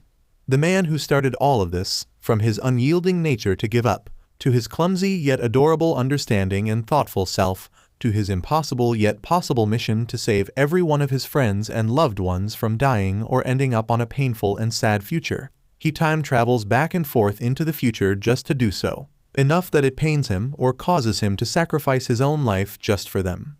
The man who is dubbed in the gang community and the underworld the crybaby hero. No one from the executive, from anyone in the organization, or even the other deities has heard from the blue-eyed hero for a very long time. Ever since he disappeared after the battle of 3 deities years ago, everyone, and he means everyone who knows or has been acquainted with the crybaby hero, has not been the same ever since, especially to those who knew him personally. Izana can understand why he disappeared and left. Hell, he'd probably do the same if any situation similar to Hanagaki's were to happen to him. He would probably also flee and disappear for a while, but the fact he has been gone for a really long time, without a trace, it makes anyone who knew him concerned if something horrible had happened to him or not. Truthfully, Izana and Kakucho have been conducting their own secret investigation on locating Hanagaki. But yet fruitless to a fault, there is no trace or lead of the boy, like he had simply vanquished from the face of society. An entity that the world had simply forgotten. His name did get a lot of notice from the people of the underworld. One small incident led to the curiosity of all the sketchiest, most secretive, and most dangerous gangs and organizations out there to seek out this mysterious blue-eyed boy, whom the 3 deities, the 3 most promising and well-known organizations, are looking for.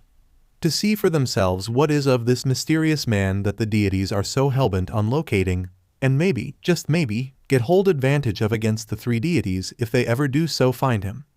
Izana knows well, this is what the lower-class gangs and groups out there are thinking. Heck, I'm sure the others are aware of this fact, and is as annoyed and pissed off at their meddlesome actions. It's a race, really, to see who could find and locate the boy first, for who knows what they have planned. Any news about him?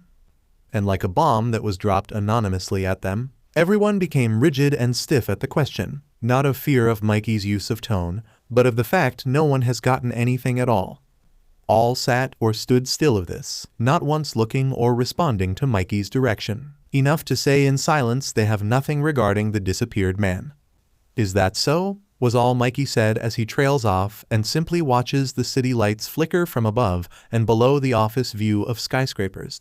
The mood in the room dampened by the question, Ran and Rindu then began to make small plans to themselves visit a club somewhere to liven themselves up from the mood. Kakanoi blankly just continued work, trying to occupy his mind off work instead of feeling guilt and shame of the situation. Kakucho, who had completely become still as ice, had stopped working and just sat there, eyes glimmering of regret, and Izana could only watch in pity for his right-hand man.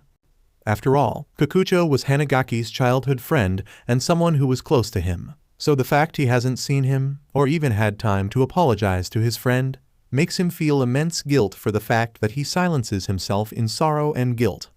Mikey isn't doing better though. Each time he asks this question, a part of himself slowly breaks apart, slowly succumbing to the darkness of endless sorrow and regret, making him slowly succumb to his inner demons and dark impulses as time passes by.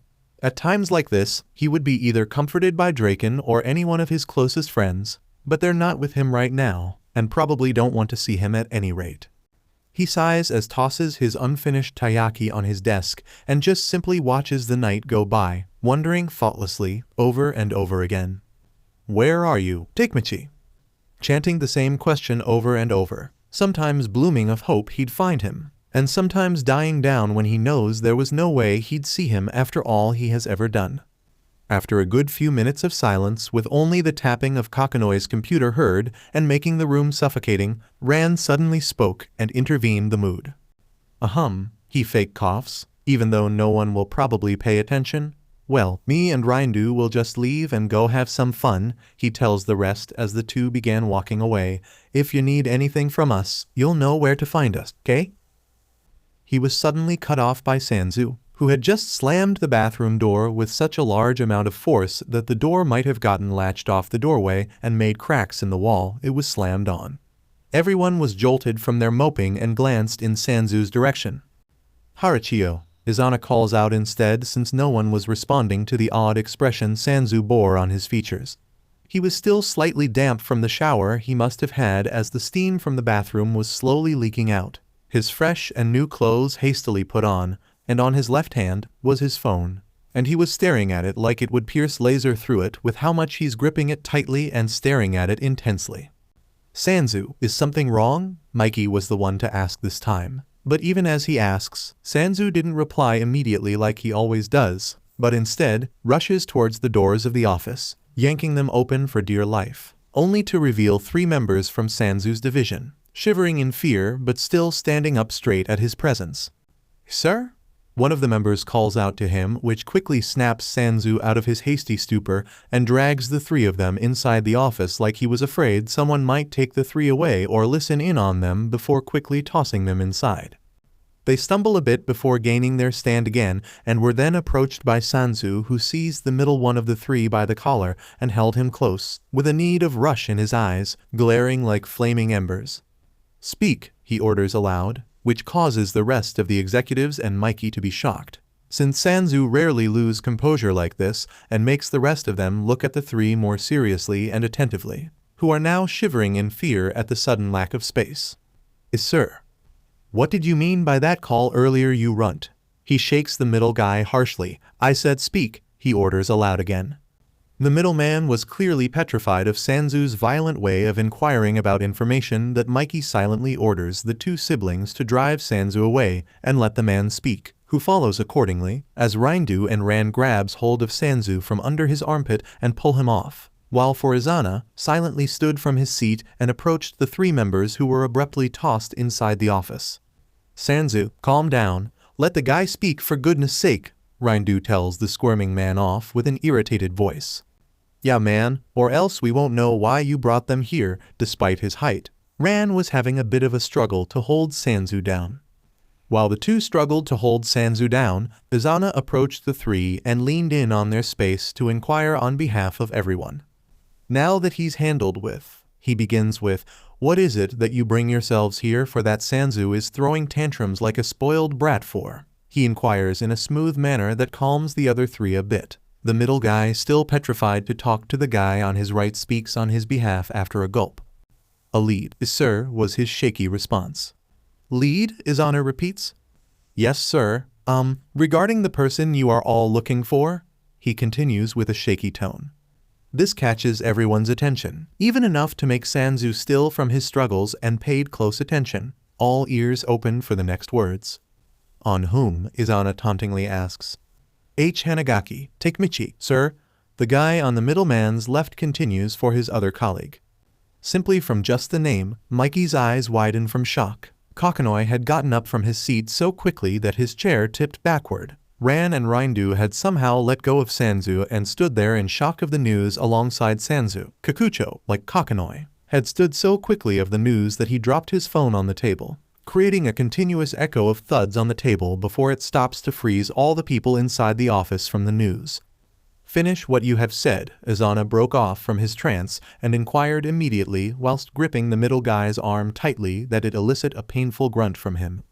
Terrified for his colleague, the guy on the left quickly picks back up. F from one of our spies on Rokuhara Tandai.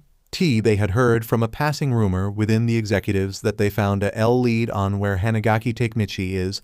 He stops short on that, but before Izana could ask again, the other guy continues. Or rather, they heard that one of their executives had found out secretly on their own where Hanagaki was last located and has been hogging the information since the guy finishes off. Which executive? Kikucho inquires hastily from behind Izana. Hanma, Shuji, sir, was the stuttering response of the left guy. Hanma? Thought in unison by the occupants of the room. Hanma, Ran repeats. Bad zombie, Rindu side comments. Yes sir, apparently he's been secretly investigating Hanagaki's whereabouts with Kisaki and the rest of his friends on his whereabouts and has not told the rest of Rokuhara ever since finished off the right guy. Where was he last seen? From behind his desk, Kakanoi quickly inquires with the same hasty and rushed tone, on edge of the news. At Hokkaido, Sir Kakanoi, reports said a murder crime scene happened there, and it just so happens that Kisaki's friends were at the aftermath of the crime scene and heard from one of the witnesses said that a raven-haired boy with blue eyes fought the criminal off and fled the night of the murder, sir. He ends on a polite note. The rest of them took note of the description. It could be him, or rather if it's true then. Kakanoi, Izana calls out behind him. I'm already checking the past news that was aired last night, and it's true Kakanoi was typing in hyperspeed at the article and the news video before switching the direction of his laptop directly towards the rest to see. All 5 of the others except Kakanoi and the fleeing members approached the laptop and watched the news being said on the video.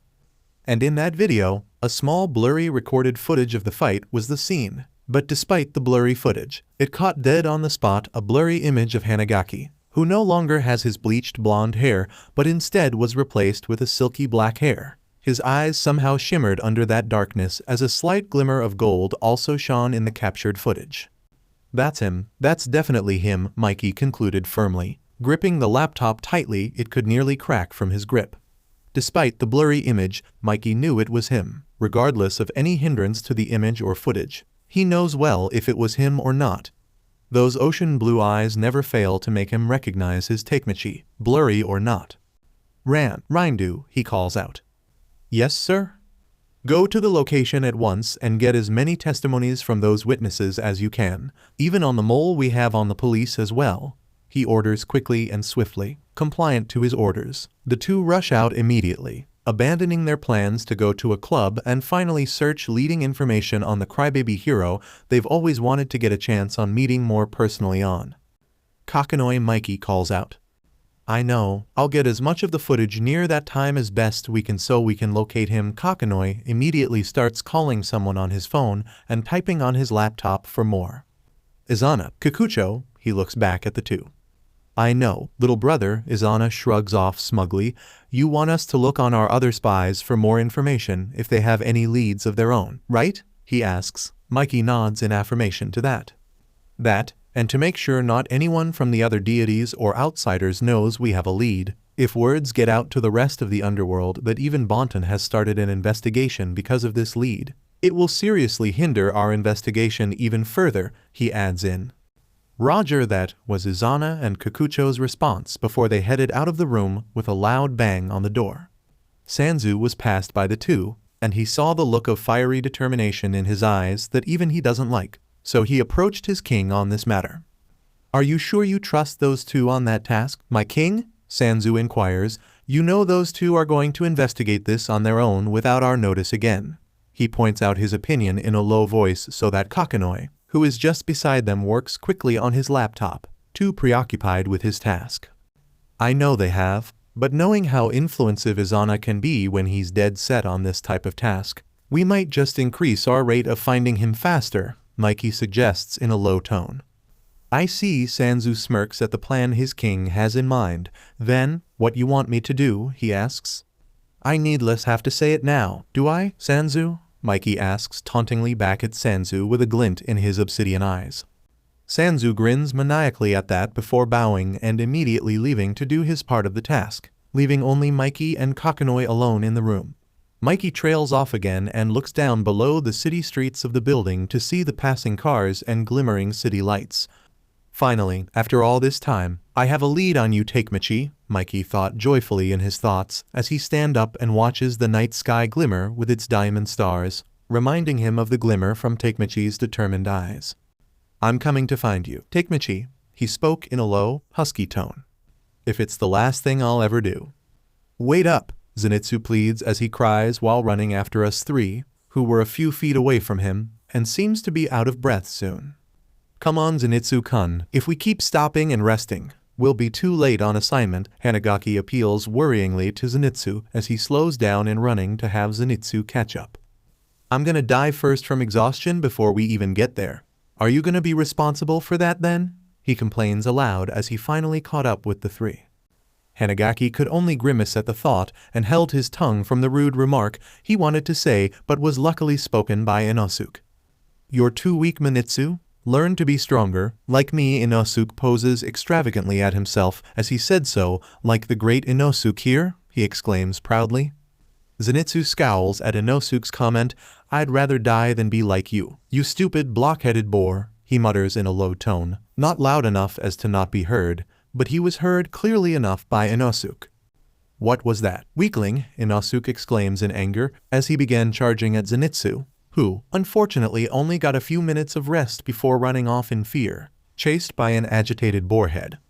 Ah, no, get away from me, you idiot, he wails and complains while running forward. Tanjiro, Hanagaki, save me. Zenitsu begs pitifully loudly. Slowly fading away from the distance, he ran away from them alongside a yelling Inosuke. The two could only watch dumbfoundedly as the other two either unknowingly or knowingly sped toward Mount Nadagumo.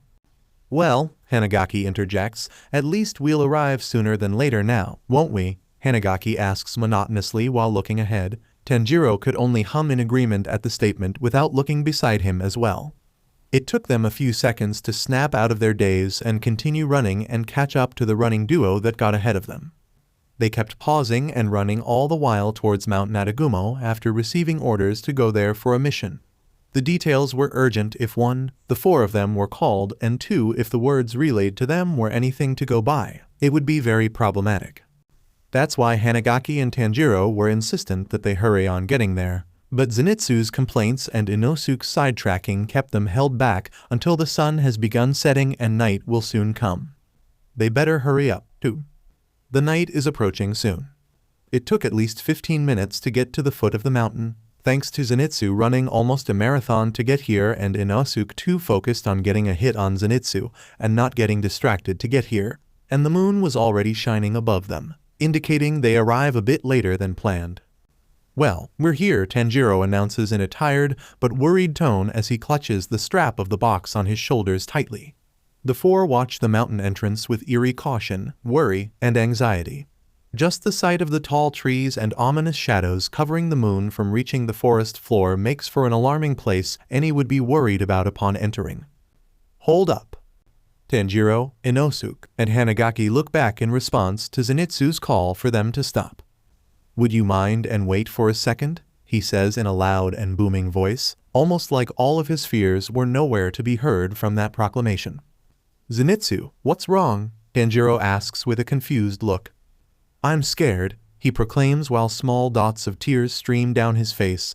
Now that we're near our destination, I'm so scared, he wails while shivering in a sitting position on the ground while tightly hugging his legs close to his chest. Nope, spoke too soon, Hanagaki thought stone-faced. Why is he sitting down? Inosuke asks in a deep tone with a hint of impatience. How creepy is that? Who are you to talk, you pig? Zenitsu throws back an insult. Don't tell me you 3 don't sense anything at all from that mountain? He asks with a scared tone and glaring eyes while pointing in the direction of the mountain entrance. We all look back at the same time to see his point. While it is true, the mountainside we were looking at looks really dark and eerie, and yet, not an ounce of ominous vibe had we yet to sense, so the answer is no, not yet. Still, what good will do if we just sit and wait here? Zenitsu-kun, I ask. Tanjiro nods accordingly to my words. We have a mission to fulfill, so we gotta go there, right? I finish explaining. See? I told you he's creepy, Inosuke side comments. I am in no way creepy, he exclaims pointedly at Inosuke. I'm normal, I'm the normal one here. You guys are abnormal. He weeps while pointing at all 3 of us accusingly. Though he's not wrong on that part, Hanagaki thinks sheepishly within his thoughts. Suddenly, Tanjiro flinched from beside Hanagaki. Catching his weird reaction, Hanagaki turns to see what was wrong with him. but his expression immediately changes to a frown, making Hanagaki alert in response. A weird air breeze across from their faces alerted the three standing to look back at the forest entrance in vigilance. Hanagaki inches away from his blade. Inosuke, calm but alert, still has his hands on his waist, and Tanjiro, holding tightly already to his Nichiren blade as he glares at the entrance. Something wrong, Tanjiro-kun? Hanagaki asks in a low tone. Tanjiro doesn't respond, and it's enough for Hanagaki to know that something is wrong. What? What's wrong? Hey, Zenitsu, who was still tightly grasping his legs on the ground, asks worryingly. What in the world is this smell? Tanjiro comments deeply. If the air smelt of something ominous, then the place they were going must be dangerous, even more so than before his other missions. Just from the whiff of it, Tanjiro immediately rushes towards the place without a word, and instinct, Hanagaki and Inosuke follow behind. Wait, come on, don't leave me here by myself, Zenitsu calls out as he reaches a hand towards us. Don't leave me, fear of being alone. He stands up as well and follows pursuit, a bit hesitantly, too. As the three of us ran in pursuit, Tanjiro suddenly halts, making all of us pause as well, and in front of us was another person, sprawled on the ground, a blade in his hands, and just from the way he is positioned, it seems he was trying to flee from the mountain. The guy on the ground groans and flinches for a little before realizing our presence. I was about to call out if he was okay when he suddenly began shedding tears, fear imminent in his eyes, with scratches on the left side of his face. Help me, he calls out to us in a shaking voice. He's wearing the same uniform as us, Tanjiro announces, just as Zenitsu finally caught up to us. Exhaling in exhaustion, he's a demon slayer. Something must have happened, I add in after him, looking forward at the injured man with worry and vigilance, but none of that mattered as the three of us rushed towards him to aid him, just as Zenitsu calls out once more to hold up. Are you all right? What happened? Tanjiro asks hastily. Just before the guy could respond, something sounded like strings being pulled echoed for a split second before suddenly tugging the guy back to forest woods. Hanagaki and Tanjiro could only reach out a hand in instinct at the sudden pull, helplessly. I was still connected, too, the guy exclaims in fear while his left hand reaches out for us. Help me, was his final word before disappearing from the leaves of the tall pine trees. Zenitsu has his hands covered in shock at the spectacle, unable to utter a single sound of what just happened. A moment of seconds later, another air breezes past us, and both Tanjiro and Hanagaki began trembling slightly at the sudden atmosphere. The smell felt heavy and burdened, and the following surroundings felt eerie and ominous to the max that it was making Hanagaki's hair on his arms stand on edge. This feels so much different compared to Mikey-kun dark impulsivity, Hanagaki exclaims in his head. He sees Tanjiro's hands shaking but immediately clenches them to suppress his fears and looks forward determined. I'm going, he proclaims. Hanagaki blinks wondrously at Tanjiro before nodding his head in agreement as well. Inosuke, with pure pride and arrogance, stepped forwards from beside Hanagaki and in front of the two. I'll go in first, he declares proudly, grasping the two blades on his waist instantaneously. You two can tremble and fear and follow me, he proclaims. I'm hungry. Inosuke was all Tanjiro spoke out. You mean you're hungry for battle, right? Zenitsu asks in a low and shivering tone, back to trembling in a seated position on the ground, crying. Inosuke then suddenly laughs before sprinting together with the two of us in excitement, leaving Zenitsu behind, trembling alone at the foot of the mountain, dumbfoundedly. The three continued our way up the mountain, our feet scrunching below us from the dry ground. Inosuke, while marching forward, he kept glancing left and right for anything. Tanjiro followed behind him, while I took the vanguard of the group when all of a sudden, Harumph, Inosuke made a struggling noise, halting in front of him with his hands out. What's wrong, Inosuke-kun? I asks as I approached him with Tanjiro, curious as to why he stopped. What the hell is this? He asks. They were small, but it seems to look like spider webs, hanging sticky at Inosuke's hands. It was so thin and small, it fades into the darkness if they were not lit up by the light of the moon and made them look invisible to the eye. Glancing around us, we spotted a few trees covered in webs and other web formations hanging on them, and more ahead of us, becoming denser and denser of webs from what I can see if we kept moving forwards. Geez, this place is full of spiderwebs. They're in the way. He complains as he flails his hands up and down to get rid of the webs stuck on his hands. Right, Tanjiro's voice trails off a little while Inosuke keeps waving and flailing his hands over the disgusting webs. Inosuke, Tanjiro calls out to him. What is it now? Inosuke rushingly asks as he strikes what seems to be a sloppy attempt for a blocking defense pose, as he asks Tanjiro. Thanks was all he said, prompting Inosuke to lower his guard. When you said you'd come with us, I was glad, he explains to him, but Inosuke was still confused, if just by the sound of it at least. Tanjiro looks forwards at the rest of the forest, when that twisted and ominous scent that I was picking up from this mountain wafted from beside me. I was a little scared, he admits in a low tone, so thank you for coming with me. Tanjiro beams a grateful smile toward Inosuke, and Hanagaki couldn't help but smile back in return for that. Tanjiro is always so grateful for every little thing Hanagaki comments. Inosuke, on the other hand, was feeling rather fuzzy and light over the small thanks Tanjiro gave him and was in a daze for a few seconds. Tanjiro, I called out to him, prompting Inosuke to snap out of his daze and look at me as well. What is it, Takemichi-kun? Tanjiro asks wearyingly. All Hanagaki did was point in the direction of what he was looking at, and from afar, they spot someone moving, and from the looks of it, it was a human, probably another demon slayer. Inosuke looks back at Tanjiro for answers, and all Tanjiro spoke in return was, "Let's go," and the three of us proceeded forwards. Slowly as they approached the crouched figure, watching his surroundings wearyingly and alertly, he didn't sense the three of them approaching. To avoid scaring him further, Tanjiro reaches out a small finger to touch lightly on his cheek. Still frightened, the boy whips his head back at him with his hand on the blade, but stops almost immediately after seeing it was just us. We've come to help, Tanjiro exclaims in a low, hushed tone. I'm Tanjiro Kamado, rank Mizunoto, and these are my companions, Takemichi Hanagaki and Inosuke Hashibira. Same rank, he proclaims. Hanagaki nods respectfully in response with Inosuke in a crouched and kneeling position. Mizunoto? The guy trails the word off a little before frowning slightly at the word Mizunoto. Why didn't they send a Hashira? He exclaims in a desperate and frustrated tone. Hanagaki and Tanjiro were slightly taken aback by the complaint. No matter how many Mizunoto they send to help, it won't help. He shakes his head in fear. It's pointless. Well, that's a bit rude, Hanagaki thought. Although without warning, Inosuke was so ticked off by what he said that he punched the guy square in the face that the nose probably hurts a lot by now. Inosuke, Tanjiro yelps out a reprimanding tone of his name, trying to distance him from the boy he just punched.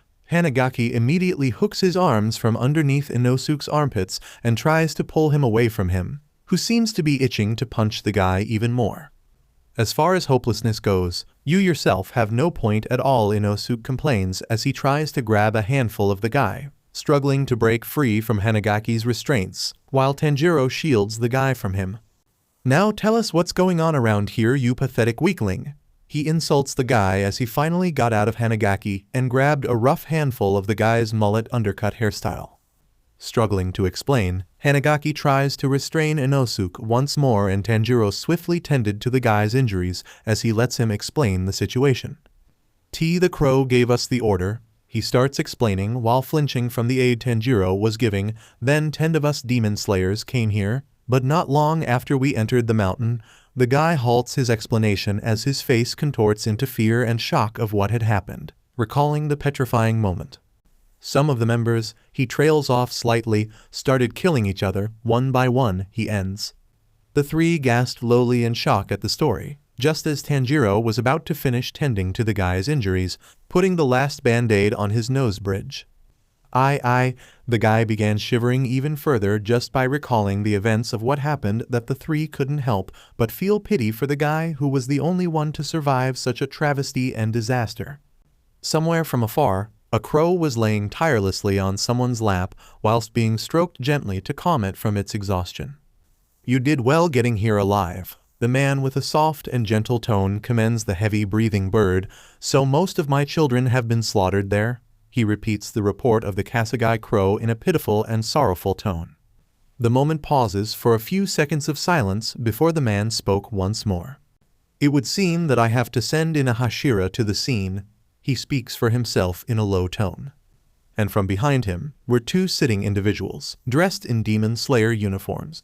One wore a half-pattern haori of red and square patterns of green, a man with spiked down-facing long hair that reaches his shoulders, and another was a woman, tied in a bun with what seemed to be a purple flower pin, adorning a butterfly pattern haori and gentle smile on her face.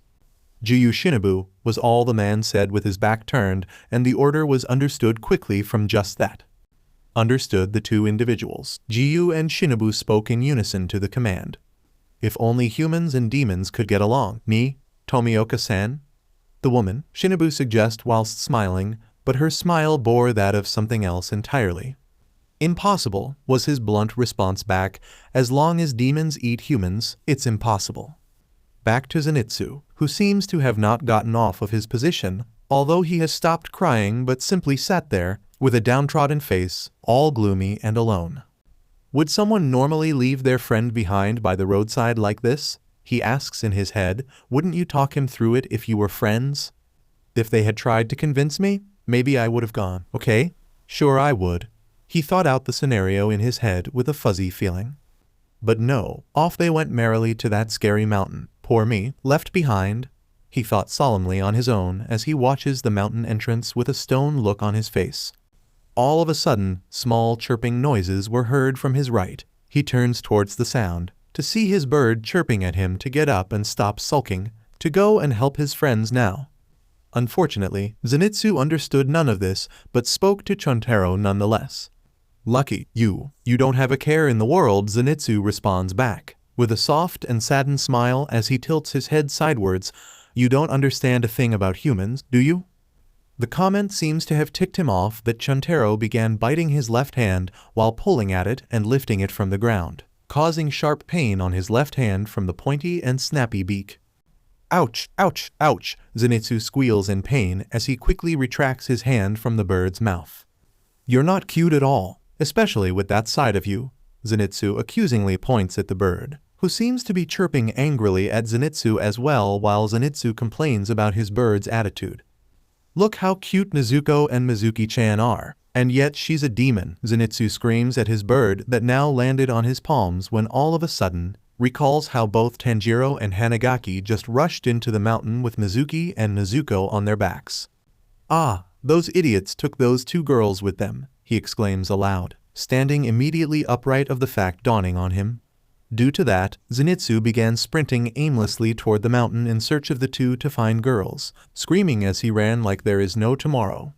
Why did those two have to take my precious Nezuko and adorable Mizuki-chan with them?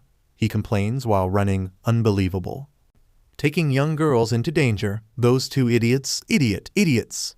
He screams louder and louder as he finally nears the entrance and began entering the mountain at an abnormally fast speed, leaving a trail of dust behind him because of the speed he's running. Back to Tanjiro and the rest. The unknown boy had just finished calming down and explaining what had occurred before they arrived, when all of a sudden, strange noises echoed throughout the forest.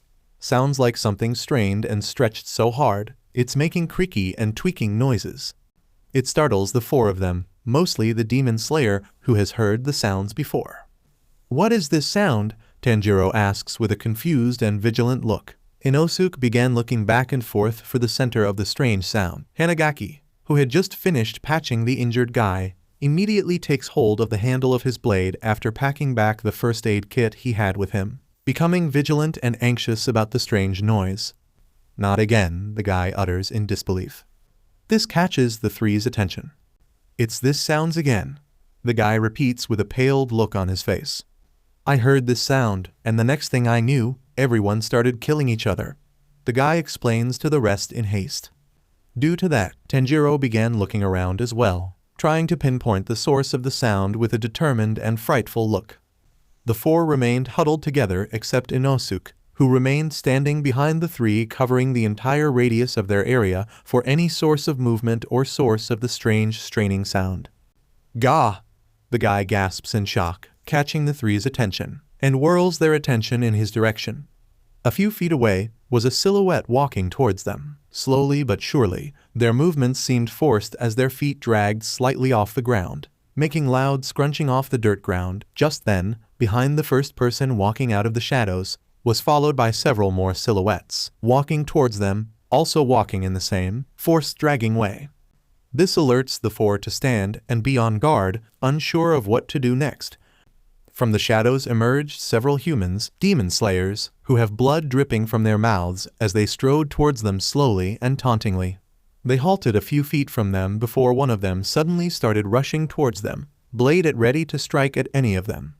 It aimed first for the unknown slayer, but he dodges fearfully enough to evade the swing.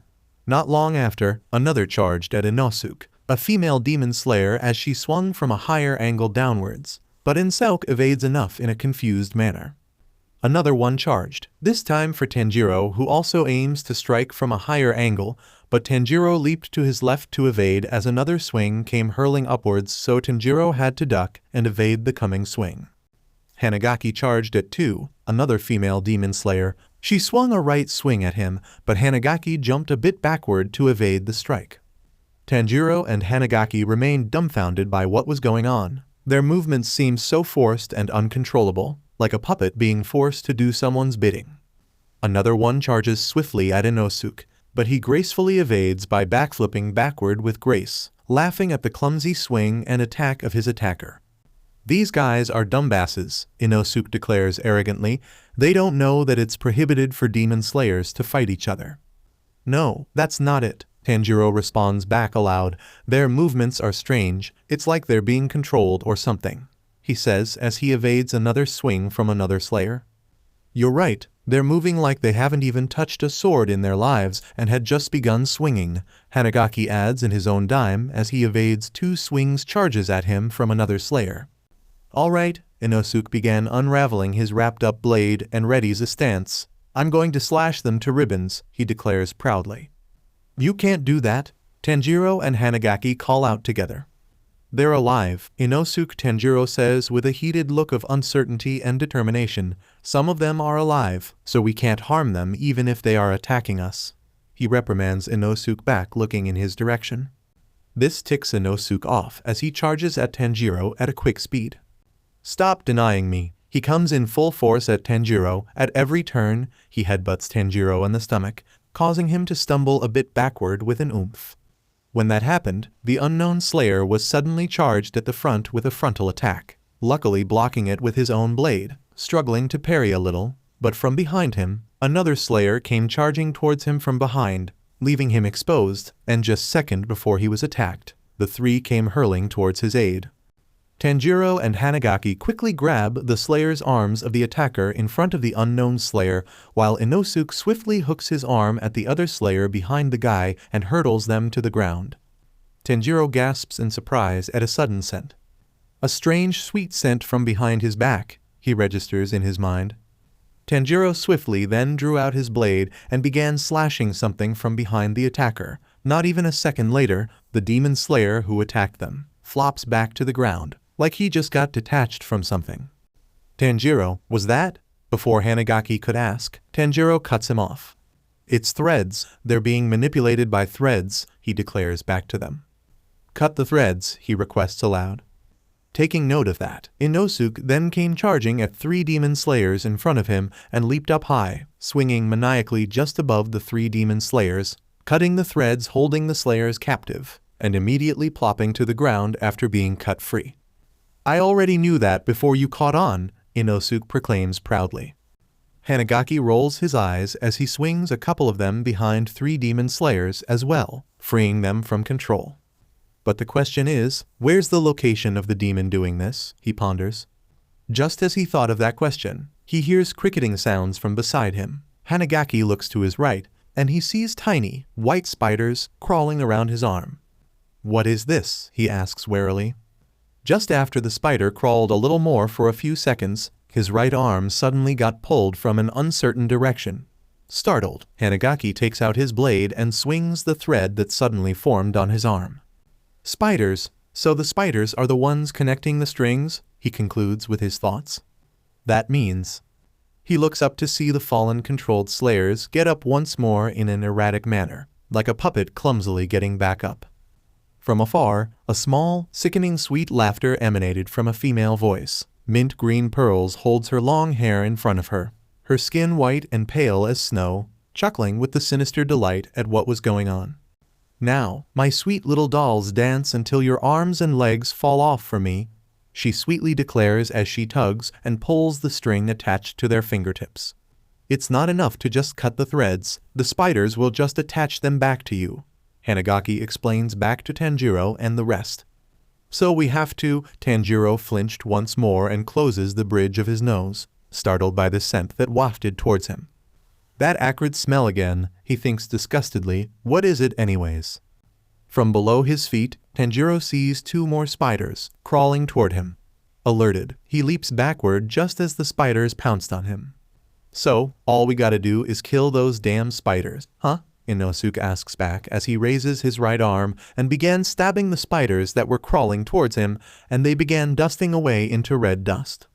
"No, we have to find the demon controlling these spiders first, Inosuke-kun," Hanagaki explains aloud, but even if Inosuke heard him, he continues to look for the spiders and stab them from the ground.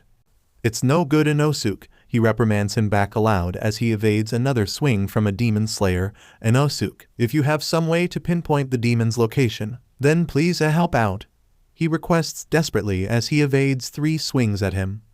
But Hanagaki tries to call out, but had to evade a few more swings from 2 slayers charging at him. "Can't you track the demon with your nose, Tanjiro-kun?" he asks. Tanjiro shakes his head. "I can't. There's been this putrid smell wafting in the air that's disturbing my nose, so I can't locate them at all," he declares as he evades a swing. And also, he looks towards the unknown slayer. "It's Murata," he gives out his name in adrenaline, who had also been evading the swings as well. "Me and Murata will find a way to deal with the people being controlled," he explains swiftly. "Takemichi-kun can protect you from the upcoming spiders that might get you. So if you would," he halts in explaining. A shadow then suddenly hovers in front of Tanjiro, blocking the moonlight from hitting Tanjiro. From above, a demon was seen hovering in the air. He wore a snow-white yukata with red dot patterns and a red obi tying the yukata, and his white hair covered his face like spider legs, hiding his left eye. "Don't disturb my family's peaceful life," the demon mutters threateningly cold from above. Tanjiro and Hanagaki seem to be the only ones who have noticed him from above as the 2 held their blades tight at the sight of the demon. "Mother will kill you all right away," he declares softly with an undisturbed expression. "Mother?" Hanagaki and Tanjiro mutter low in unison. Baffled by his words, Inosuke only finally realized the demon's presence and began charging the back of a controlled slayer, jumping on their back, and leaped as high as he could at the demon hovering in the air. Sadly, he misses by a couple of inches away from the threads the demon was standing on and fell back down to the ground just below the demon. With an unimpressed and stone look on the demon's face, he simply walks away, leaving Inosuke to fall back to the ground. "Where the hell do you think you're going? Fight me! Fight!" Before Inosuke could finish his sentence, he lands painfully on the ground by his back, causing Tanjiro to worry. "Inosuke, are you okay?" he asks worryingly. "Damn bastard, why did he show up here anyway?" he asks as he sits back up. "That kid probably isn't the demon controlling the strings, so first, let's..." Before Tanjiro could finish, Inosuke groans deeply on the ground. Yeah, I got it." Inosuke evades a swing hurling towards him and slashes the thread behind the slayer before plunging both his swords onto the ground and kneeling sturdily, his hands stretched on both his sides. "You want me to find that demon, right?" he declares as the sword pierces to the ground. "Shut up already, forehead." He glares back at Hanagaki, who is just right behind him. "Oi, blue eyes, better watch my back for these damn critters, or it's your eyes I'm gouging out," he lightly threatens Hanagaki.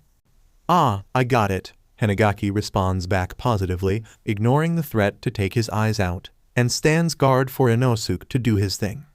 Beast breathing, Sevent form. Spatial awareness. Spatial awareness? As in, like echolocation of a sort? Hanagaki thought within him, impressed with the breathing technique Inosuke has. Inosuke takes a couple of seconds kneeling on the ground before suddenly flinching and chuckling proudly.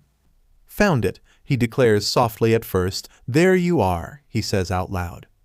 You found it? Tanjiro asks as he turns to Inosuke while parrying a demon slayer. Yeah, that way, Inosuke points with his blade. I'm picking something strong from that direction over there, he assumes confidently. You did? Way to go, Inosuke. Tanjiro proudly compliments him, causing Inosuke to feel all fuzzy again. Due to that, he barely got striked again and evaded. We gotta take care of these guys first, or we'll never get anywhere, he states as a matter of fact. The four were left lost on what to do, while Murata, seeing the state of their situation, his expression shifting from his fearful look to a determined, resolved one. Stuck on what to do, Inosuke groans in frustration. Ah, damn it, he readies a stance. What a pain. I'll just demolish all of these losers at once, he points with his dual blades. No, you can't. Tanjiro prevents Inosuke from doing something reckless. There has to be a way, so let's try not to hurt these. Distracted on telling Inosuke what to do, a demon slayer with a face cut to his nose rushes towards Tanjiro, but swiftly enough, Murata saves him from the blow and parries it back. Murata? Tanjiro asks shockingly. Leave these guys to me and go on ahead, he tells the three aloud while parrying and looking back. What kind of bullshit talk is that, stupid bedwetter? Inosuke insults aloud. Shut up, you stupid boarhead, Murata insults back. I wasn't talking to you, so shut your trap. Distracted for a few seconds, another strike aims at him and swings at him, but Murata blocks the attack from a lower angle, parrying it as best as he could. I knew that wasn't my finest moment back there, but I'm a demon slayer, too, he declares in a frustrated tone. Now that I know that I just need to cut the threads, and these guys can only make simple and clumsy movements, he states his observation. I'll watch out for the spiders, too. He looks momentarily back at us. Those controlled closer to the demon must be stronger fighters, so you three just go, he orders back. Understood. Thanks. Tanjiro gratefully bellows thanks as he links an arm around Inosuke and pulls him away with him, Hanagaki following pursuit. Let's go, Inosuke, Tanjiro tells him as he drags him away. I'm so going to punch you when I get back, moron, he declares as his voice slowly fades from a distance. The three run in the direction of Inosuke's guidance on where the demon is located, fuming as he runs. Damn it, I'm so gonna punch that guy if it's the last thing I do, he grumbles an angered promise. Stop talking like that, Tanjiro reprimands back. He called me a stupid boar, okay, Tanjiro? He looks back at Tanjiro with a frustrated grunt. It's Tanjiro, the two correct him as they ran. Anyway, are we heading the right way, Inosuke-kun? Hanagaki asks. Hee, my sense never lies to me, Inosuke states pridefully, but... Threads began forming more and more as they ran, causing Inosuke to get frustrated and angered as he ran. What the hell are all these annoying threads anyways? He spats and swings his arms around to avoid getting entangled. We must be getting close to the demon, he states. A stomp was heard and the three halts in movement. Here's another bunch, huh? Inosuke grumbles low. No, the female slayer states, her voice strained and in pain. Don't come any closer, she says as best as she could. Please, summon someone of higher rank, she pleads in desperation. Otherwise, I'll end up killing everyone, she says in a desperate and scared tone, frightened and paled in fear, holding her blade on the right and severed human head on her left, crying in pain and fear of what she had done. Please, she begs. This scenario causes Tanjiro and Hanagaki to grow in concern about what is going on. A scene like this was too cruel and gruesome, more so than the two had ever seen in their entire lives.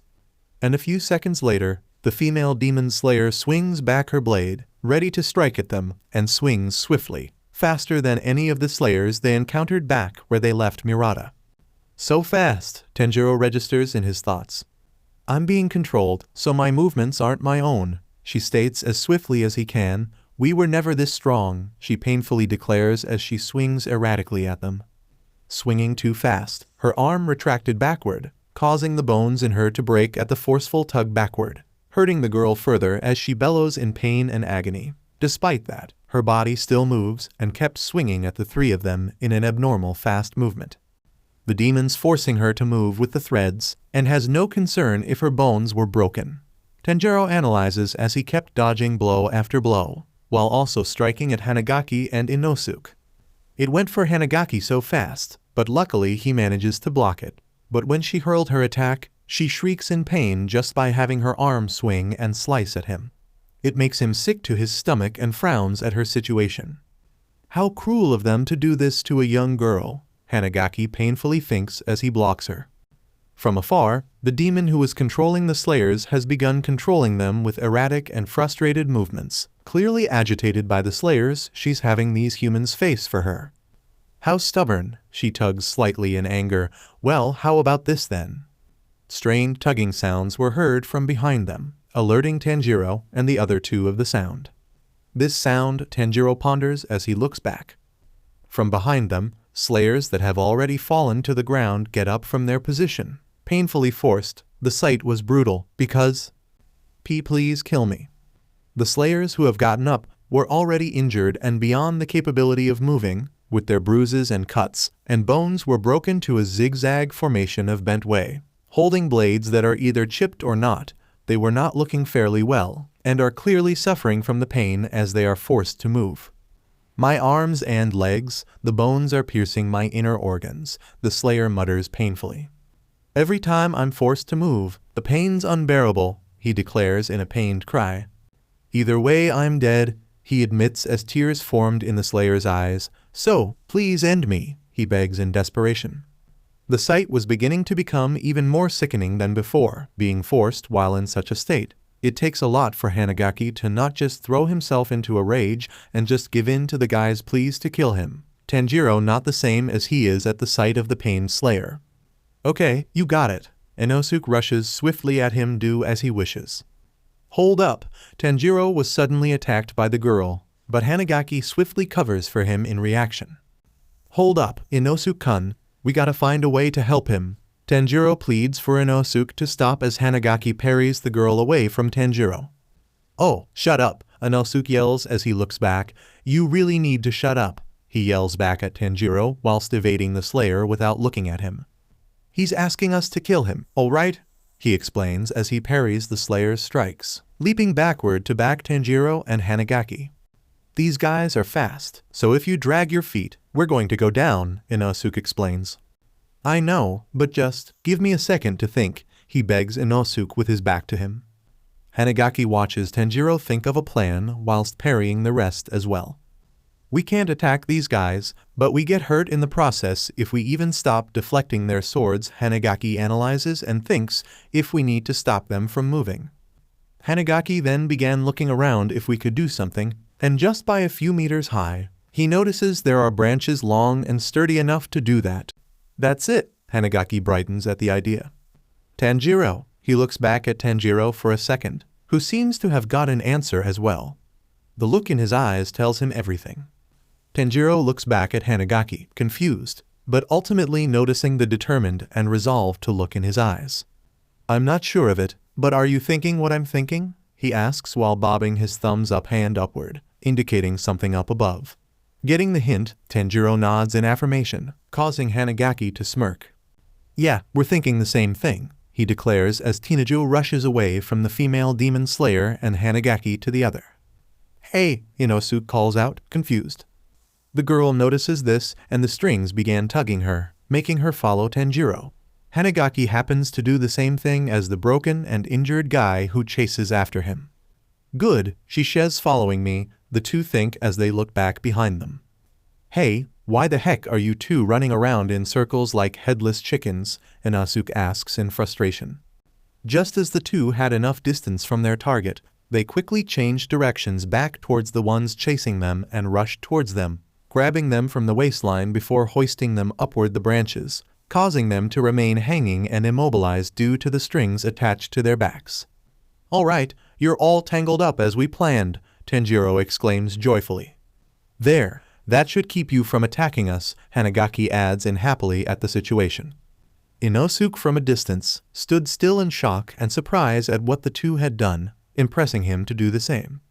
What the hell was that? I want to do it, too, he proclaims out loud.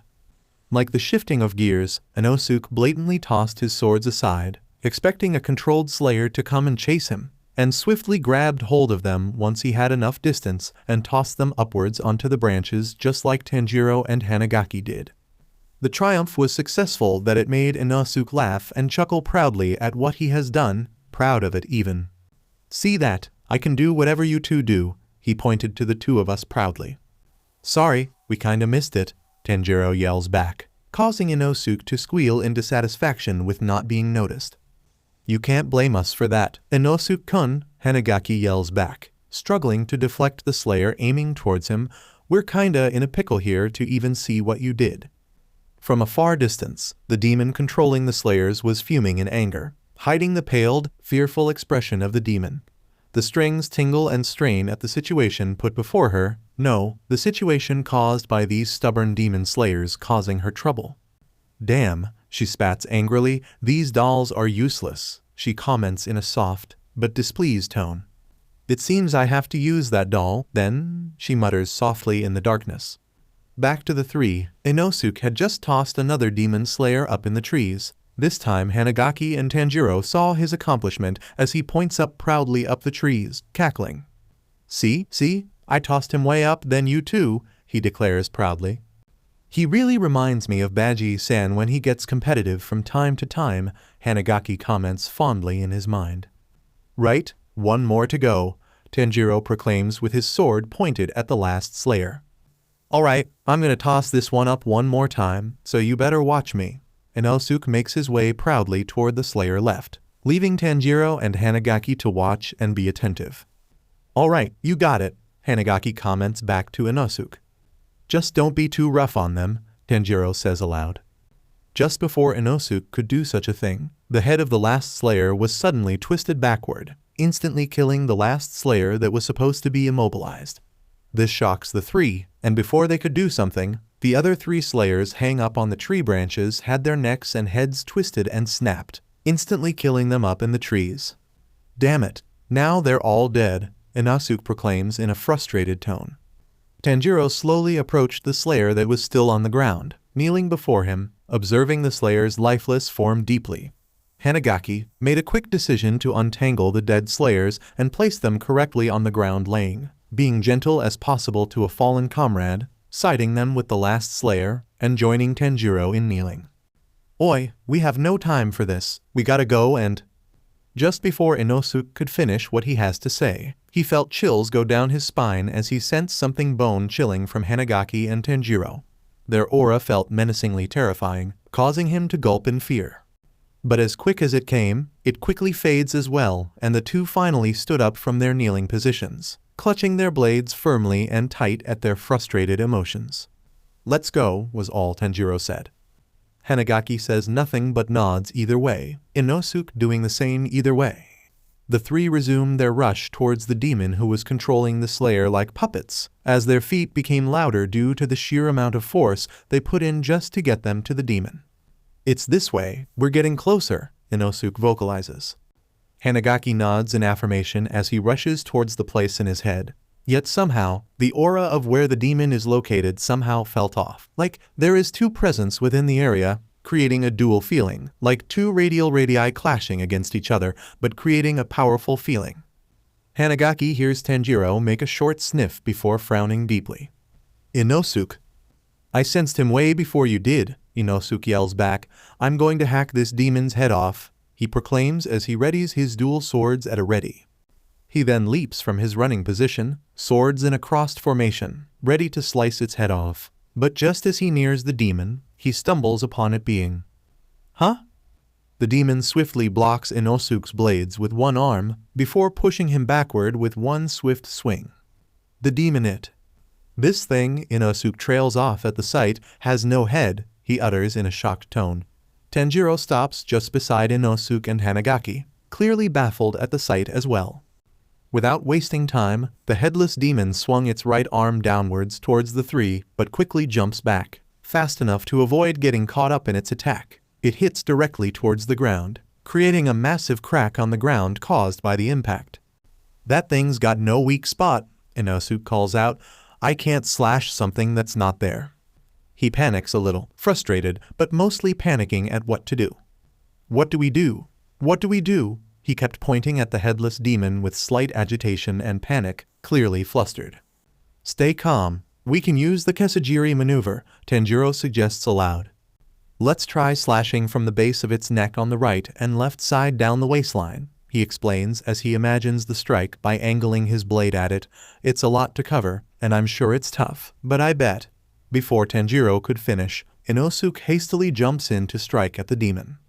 Wait, we need to do it together, Tanjiro calls out, but Inosuke was too focused on killing the creature he blocked Tanjiro out.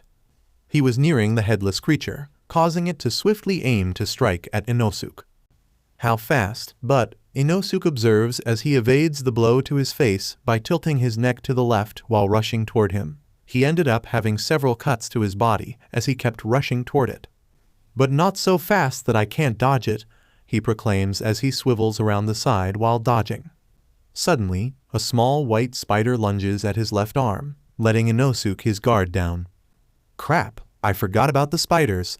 He flinches at the sudden feeling of the spiders on his arms and back, and was suddenly pulled on all sides, incapacitating him. I can't move, he struggles as quickly as he could, but the strings attached to him don't budge, and it wouldn't let him swing his dual blades as the demon readies itself to lunge two of its blades towards Inosuke. I'm a dead man.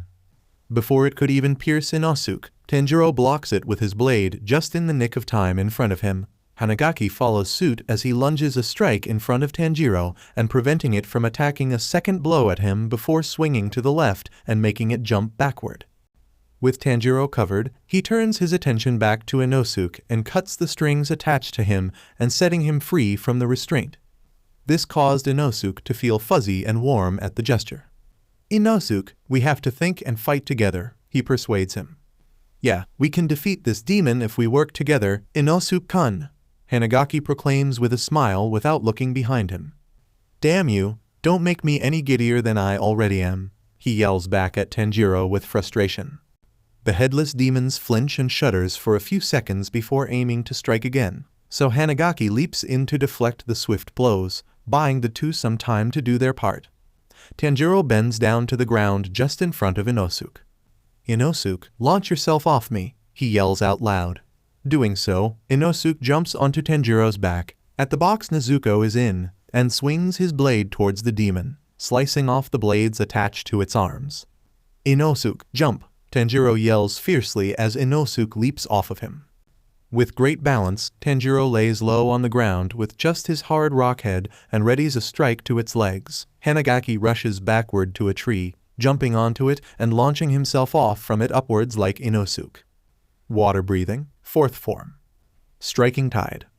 A swing from his left to the right. He slices off its legs and lowers its stature down to the ground, enough for Inosuke and Hanagaki to cut the side parts of the demon.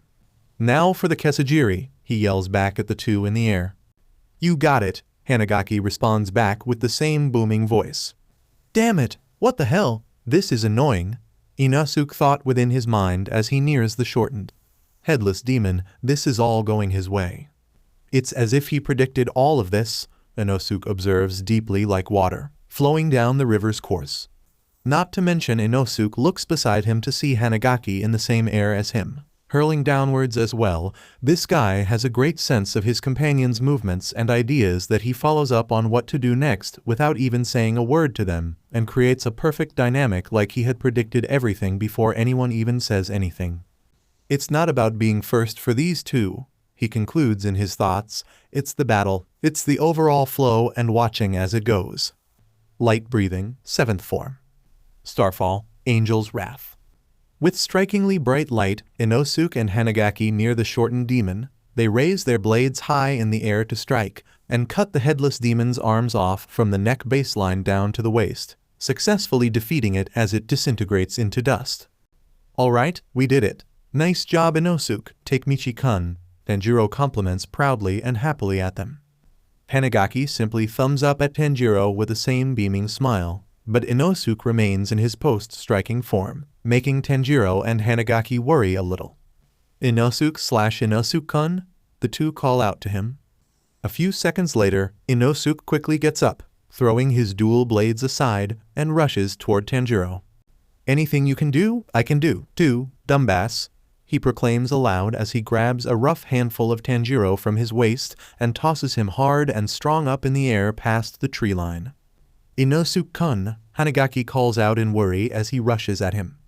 What the hell did you do that for? Were you that frustrated at Tanjiro that you'd toss him in the air like that? Hanagaki asks worryingly as he watches Tanjiro disappear from the tree line and towards somewhere. Idiot! I was tossing him towards the cretin, Inosuke yells back at Hanagaki, punching the upper part of his head, the demons that way, so if he reaches them from above. Hanagaki gasps, he could catch the demon off guard and kill them.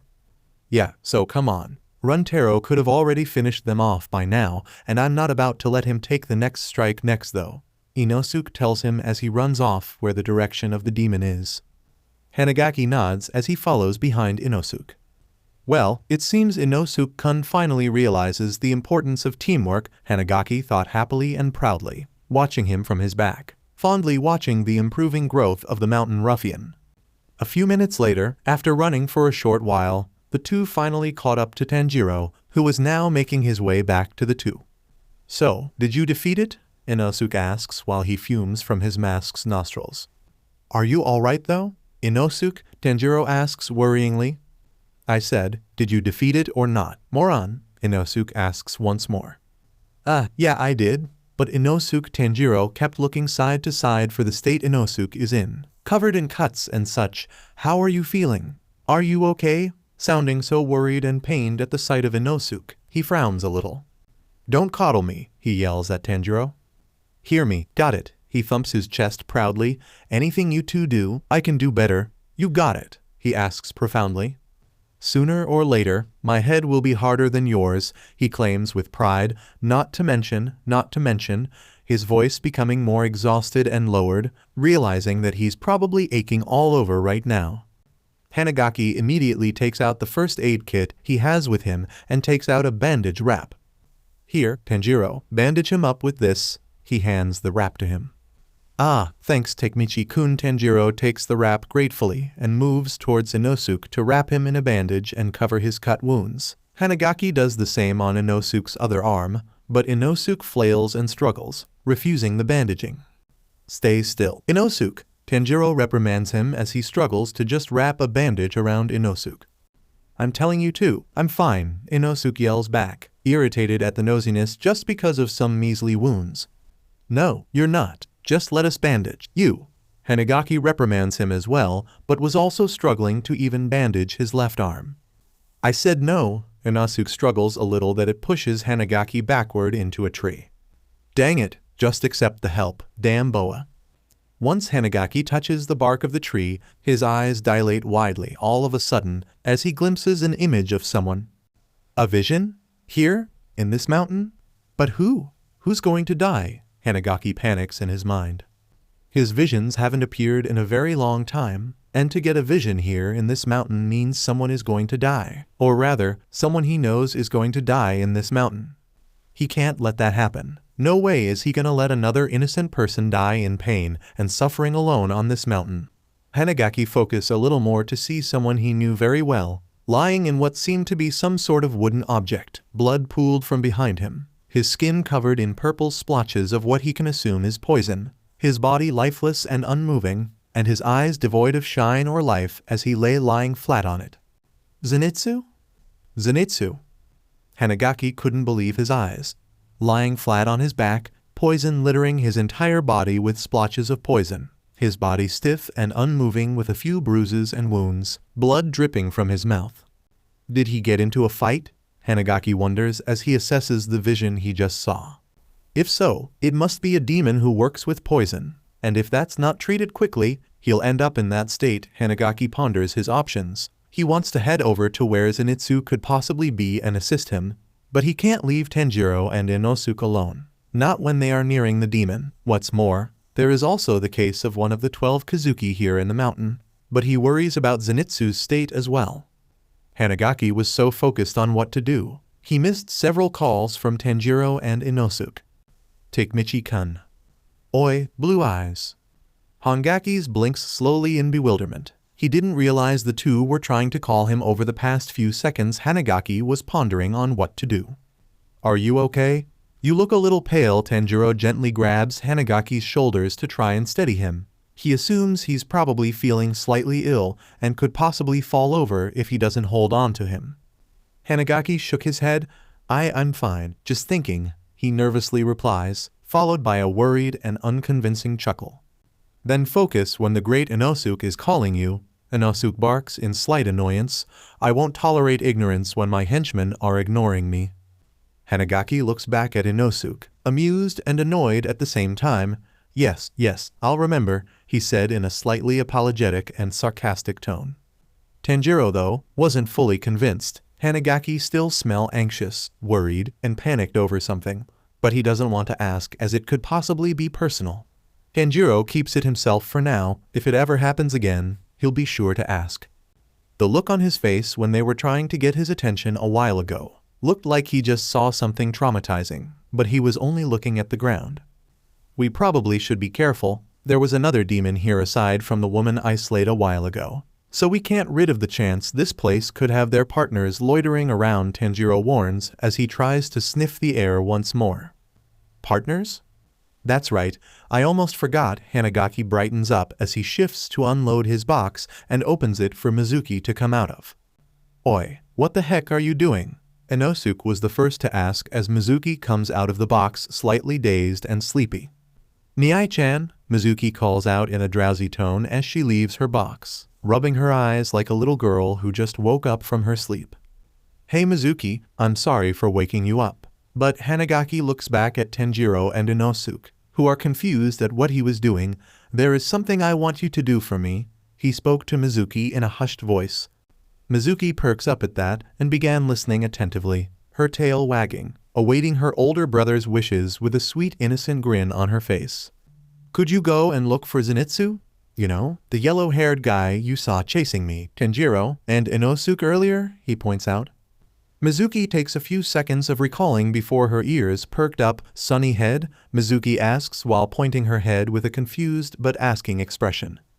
Hanagaki doesn't get it for a few seconds before realizing she was referring to Zenitsu's hair that resembles the sun, thus Sunnyhead.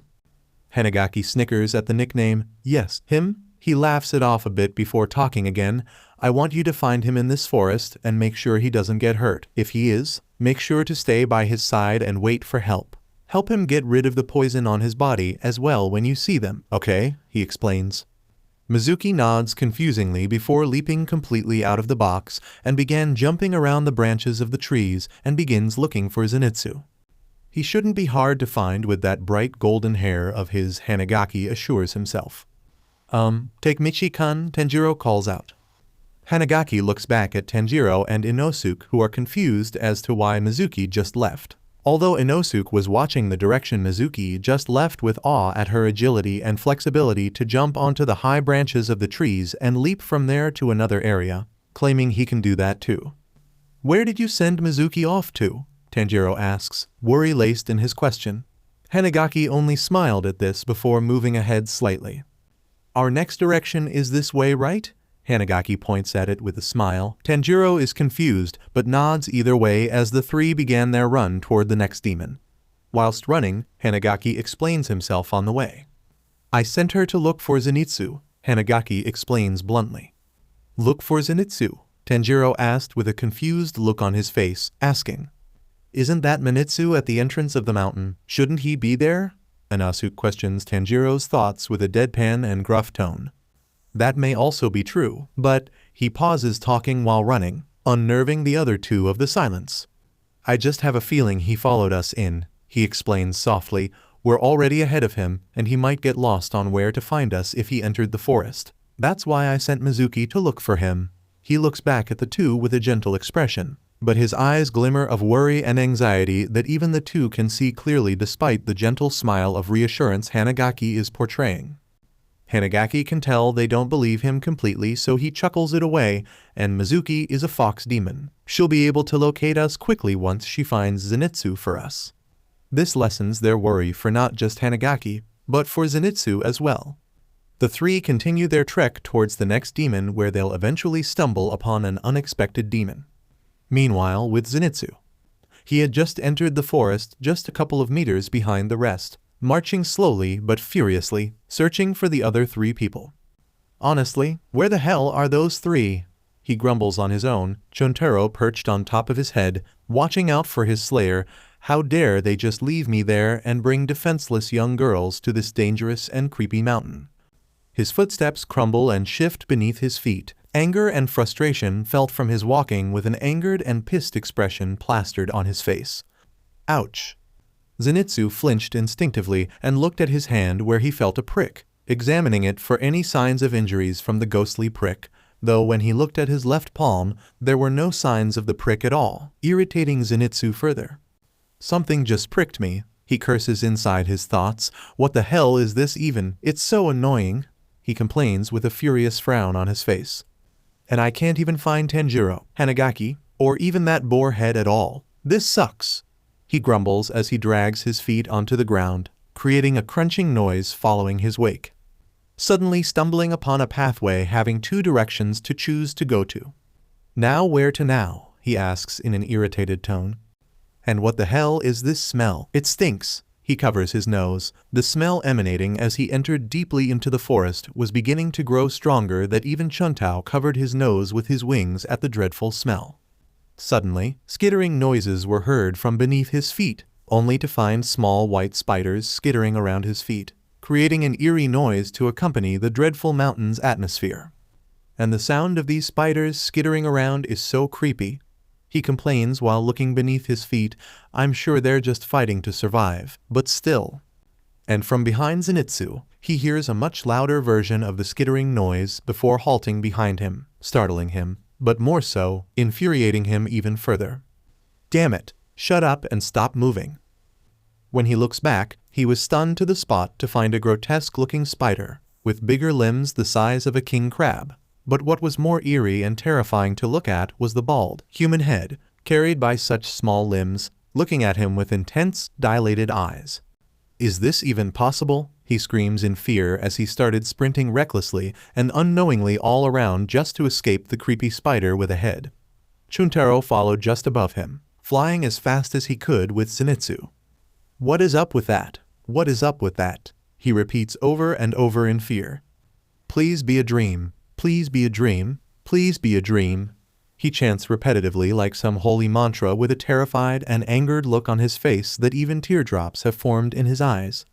As he runs, he kept chanting and wishing that he'd wake up from this nightmare, that once he does, he'll work twice as hard. He'll do better in the waking world and do his best, just to wake himself up from this nightmare. But as soon as he screams his final plea, he was shocked to a halt to see something from above, a dreadful scene he cannot comprehend nor speak of. With the moon high above the sky for a small open clearing was a wooden house, cabin. Hanging in the air, caught in what seems like threads, bodies of people hanging from them, lifeless and unmoving. Some were still alive, groaning and moaning in pain, whilst the others have begun to turn lifeless, looking like dead scarecrows hanging from above. What the heck is that? What the heck is that?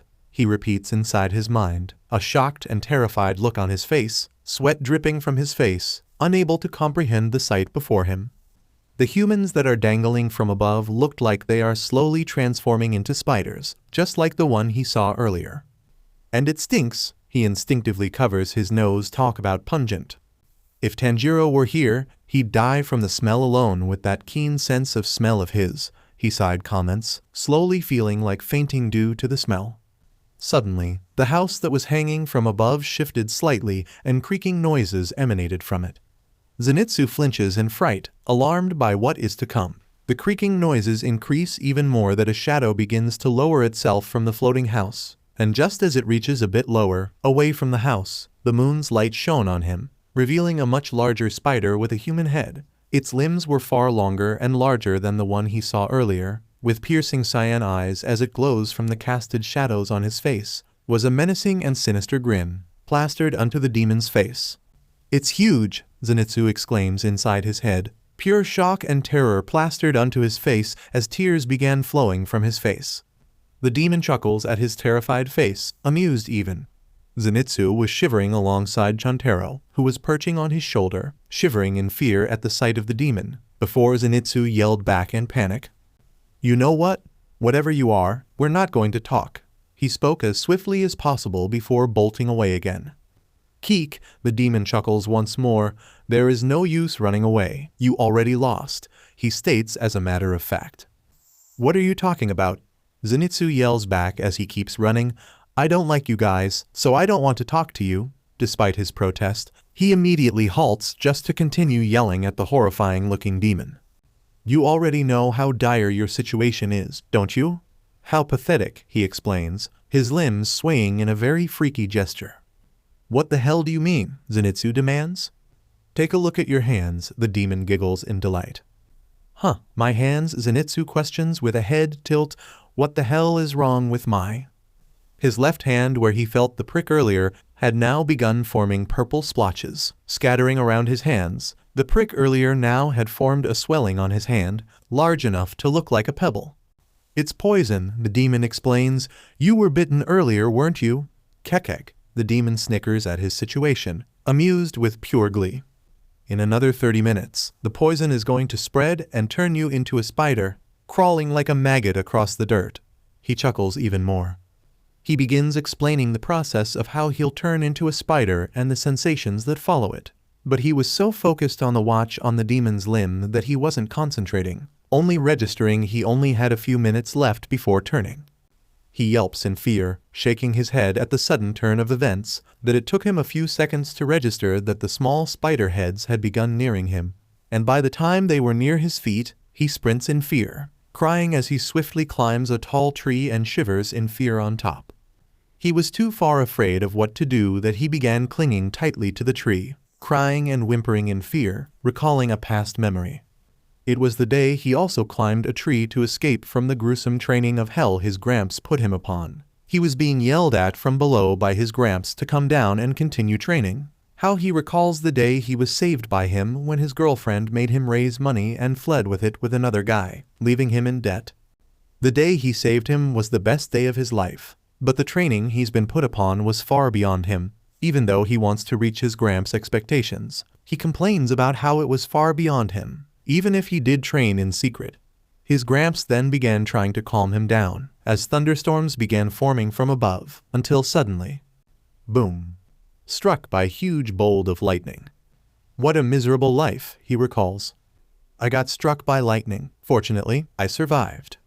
That day, my hair turned from black to yellow. It shocked me completely when I woke up later. I hate myself even further after that. I tried to get my act together, but I end up crying like a crybaby, sniveling and running away. I want to change. I want to be a capable individual. But even still, Zenitsu mutters under his breath, gripping the trunk of the tree in fury and guilt. I'm doing everything I can, aren't I? He yells aloud, snot forming his nose. So why the hell do I have to end up turning bald and turning into a monster? It can't be true, right? Right? He yells aloud, asking whoever is listening aside from the spider demon, who was looking at him with a weird look. What's up with this guy? The demon deadpans as he orders the other spider to climb the tree Zenitsu was on. Can't you just give me a minute? Like a minute, all right? He pleads as he pulls his hair out and literally pulls a palm full of his hair. To his shock, not expecting to have the poison already circulating so quickly. What the hell? He didn't mention this part of the poison. He looks back at the demon for answers. But the demon just grins widely and menacingly at his current state that it causing Zenitsu to faint and fall from the tree. Just who is this guy? The demon questions the peculiar situation right now. Did he just faint? And now he's falling to his death now. How pathetic, he comments as he watched the demon slayer, who was supposed to kill his family, slowly fall to his death. Suddenly, in the midst of the fall, a small hissing noise began emanating from Zenitsu as he mutters something under his breath. Thunder breathing, first form. Zenitsu then spins backward as he planted his feet onto the trunk of the tree he was falling off of and hoisted himself towards the demon hanging from the house, readying to strike. Startled at the turn of events, the demon forms poison from his mouth and spews a large amount towards Zenitsu. Poison sputum. As swift as possible, Zenitsu halts his strike and swerves away from the incoming attack mid-air and lands back to the ground, just slightly beneath where the demon is hanging from. The poison hits a random tree and disintegrates a portion of it like acid. Did he just twist his body to avoid that attack? The demon assesses such quick reflexes like he's a different person now. Once again, Zenitsu lowers himself to the ground, creating another hissing sound. Thunder breathing, first form. Hey, you guys, pounce on him. The demon orders out loud, and by command, several demons scurry towards Zenitsu as he avoids them all. Thunder breathing, first form. The demon, worried about what will happen, spews another batch load of poison from his mouth and aims it at Zenitsu at high speed. After several attempts to try and kill Zenitsu, the demon realizes that the Slayer keeps assuming the same formation over and over to realize the guy could only do one technique. That's alright, Zenitsu, that's good enough for you. Zenitsu recalls another memory he had with his Gramps as he remains in that stance. Mastering even one is enough for a celebration. Even if you could only do one, then hone that perfection. Zenitsu, perfect it. It's alright to cry. It's alright to run away. Just don't ever give up. You endured that hellish training, that effort is bound to be rewarded without fail. Hone it to the utmost limit. Become the most durable blade of them all. Zenitsu begins to avoid the spewed poison more proficiently as well as dodge the spiders a lot better when suddenly, he recalls another memory. A memory of his senior. He recalls how he kept bad-mouthing him, how all his Gramps' efforts were wasted with the likes of him, and that someone like him shouldn't even be trained by someone as great as his Gramps. He knows that there is no one who dreams that he'll accomplish something someday, that he'll be useful for somebody, that he'll be able to protect somebody and make that person happy just once in his life. He knows no one will hope that he will have a bright future, that if you fail, cry, and run away, they'll think, oh, this guy is hopeless, and move on. But not his Gramps. Day in and day out, he continuously reprimanded him and dragged him back. He never once gave up on him, not even for a second. Pierce him, inject him with even more poison. The demon commands aloud as several numbers of spider monsters rush at Zenitsu and pounce on him, engaging him in circular imprisonment. The demon chuckles at the sight, feeling victorious over the downfall of the pathetic Slayer. Just as he felt so, small sparks of electricity charged up from within and burst outwards, pushing back several spiders off of him. The air felt heavy, not just heavy, but the air felt like it was shaking, thundering, and rumbling at the area due to the Slayer. What is this? The air is vibrating. The air felt even denser as it rumbles a lot even more that it made the demon fall to the ground rumbling at Zenitsu's feet, creating shockwaves of air and vibrating the area around him. Thunder breathing, first form. Thunderclap and flash.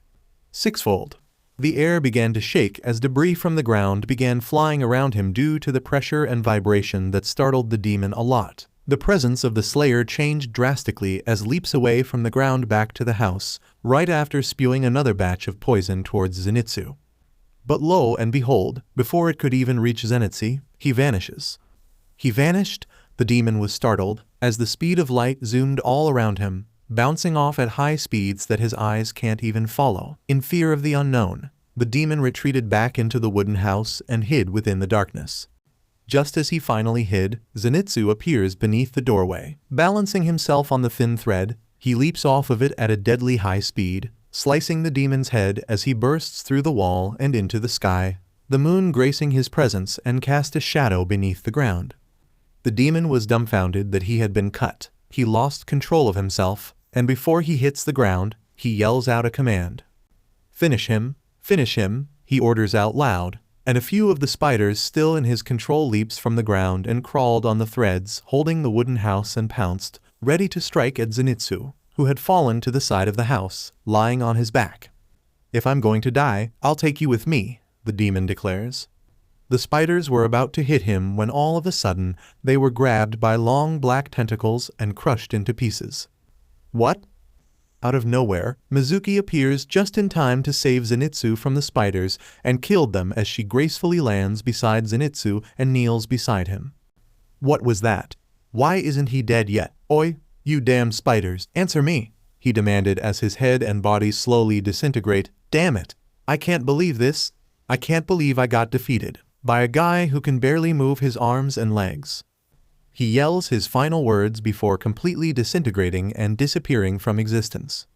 Mizuki watches this from above the hanging house. When the head finally disappeared, Mizuki looked back at Zenitsu with a pitiful gaze, and she was worried on what to do and could only shake Zenitsu's consciousness and not let him fall asleep.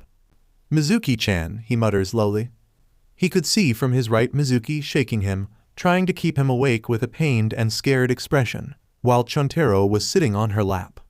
"Sunny up, up," Mizuki spoke in a very terrified voice as she keeps shaking him.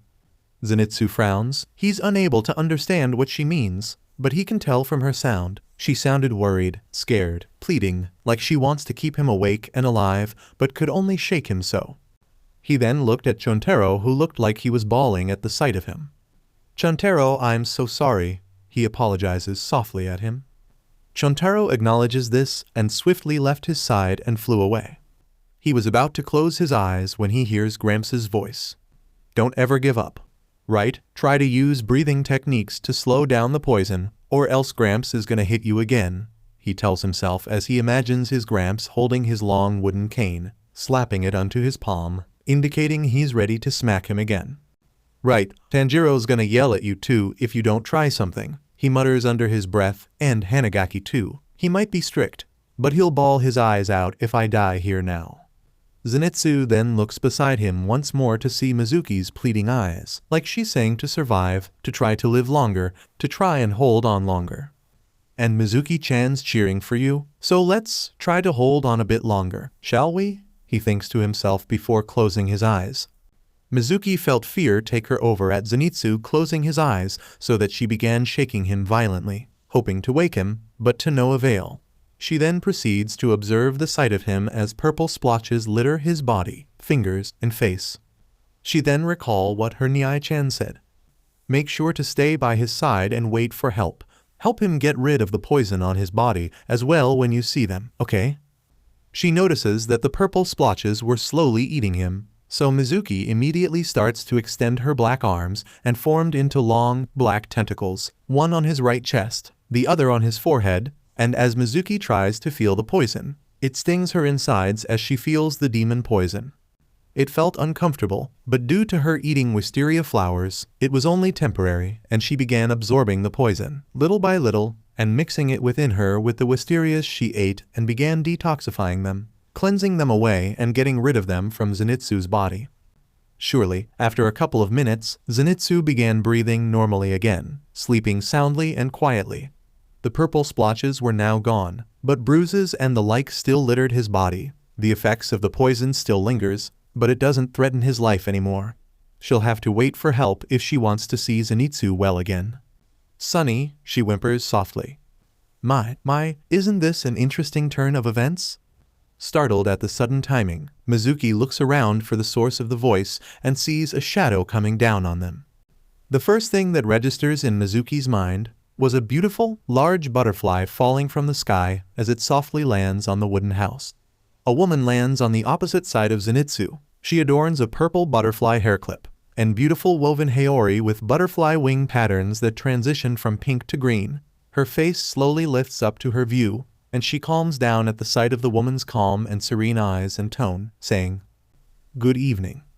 The three continue to venture a bit further where they eventually stumbled upon a river. The waters weren't as deep that no one can cross, but for the sake of not getting wet or held back, they decided to cross while jumping on the rocks to cross ahead. Before they could leap across, Tanjiro hears a faint thundering sound from a distance, startling him a little as a questioning expression blooms on his face towards the sound. What was that sound? He looks behind him, the sound coming from far back from them, but since it was only momentarily, he couldn't tell what it was fully, but what he does know that it does sound like. "Sounds like lightning, right?" Hanagaki cuts Tanjiro's train of thought. He looks back at Hanagaki, who was smiling like he is aware of what it was. His scent tells him he knows something, that something about that distant but faint thundering sound has him concerned. Seeing Tanjiro's face, he reads him like a book and can only sigh in exasperation. "Don't worry, whatever that was, I'm sure it's fine," he reassures him as he readies himself to cross with Inosuke, who was apparently been screaming at them to cross the river with him quickly, waving his jagged dual blades frantically to get their attention. "Hurry it up, slowpokes. The great Inosuke isn't gonna wait for some slow minions, you hear?" he screams at them. Hanagaki can only nod in compliance as he rushes towards him, Tanjiro following behind whilst still looking behind him. I don't smell any thunderclouds, so I doubt it's gonna rain, Tanjiro quickly thought before scrunching his nose once more. But the acrid odor emanating from this mountain is hindering my sense of smell, so I can't tell. He frowns at the thought. Just as Hanagaki and Tanjiro took their first step on the stepping stone across, a startling rustling sound of leaves surprises them as they quickly glance at the source of the sound, only to find a woman who seems to be around their age. A demon. She was as white as pale snow, the red dotted marks on her face curved at her eyes, and she was wearing a white kimono with a spiderweb pattern obi.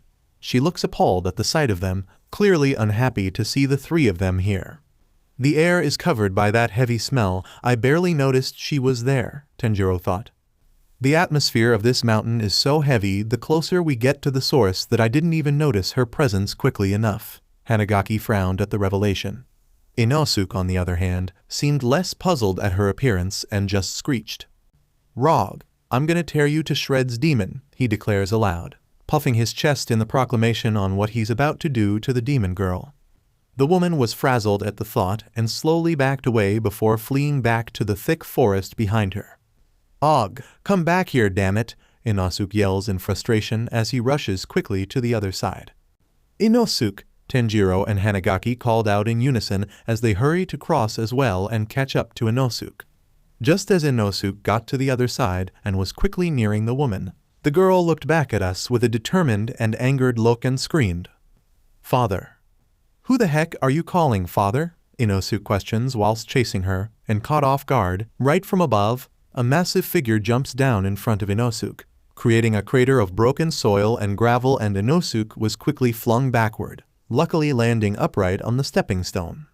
The demon that arrived looked way tougher. It had large, bulging muscles and towers their height greatly, with long, wavy white hair and a spider-like face with a large toothed mouth. It looked absolutely horrifying that the three shuddered at its glare.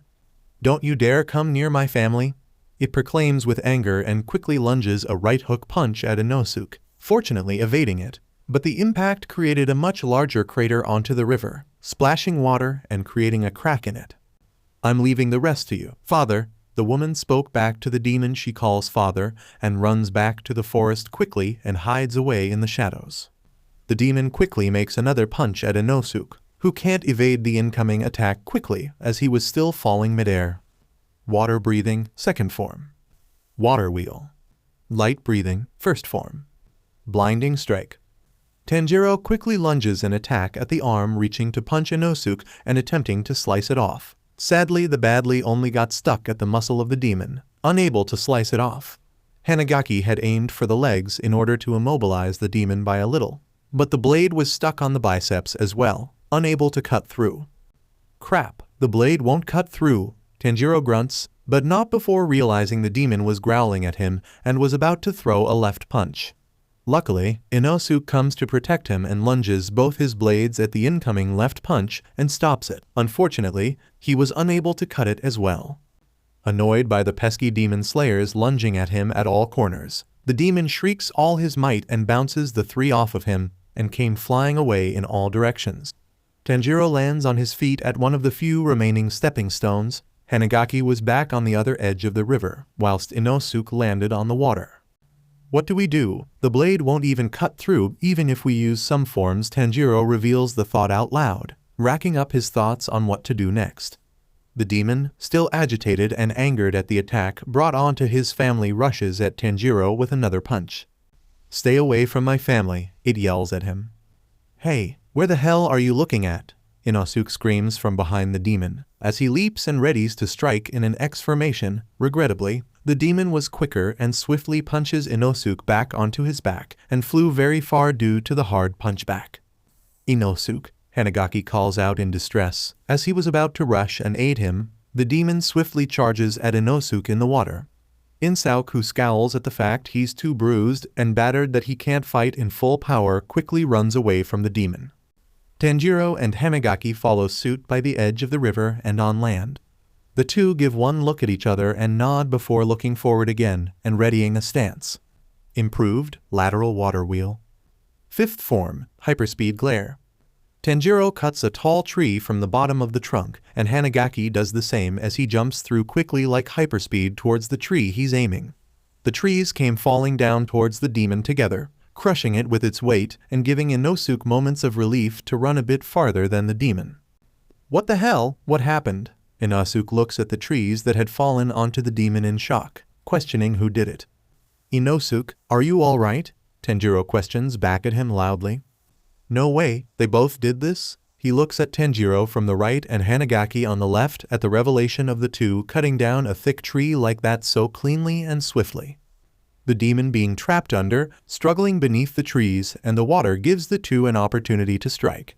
Just as Tanjiro readies the 10th form stance and breathing control, whilst Hanagaki readies his 7th form stance and leaps from the sliced trunk, the demon emerges from beneath the trunk Tanjiro had sliced off and carries it above itself and swings it at Tanjiro.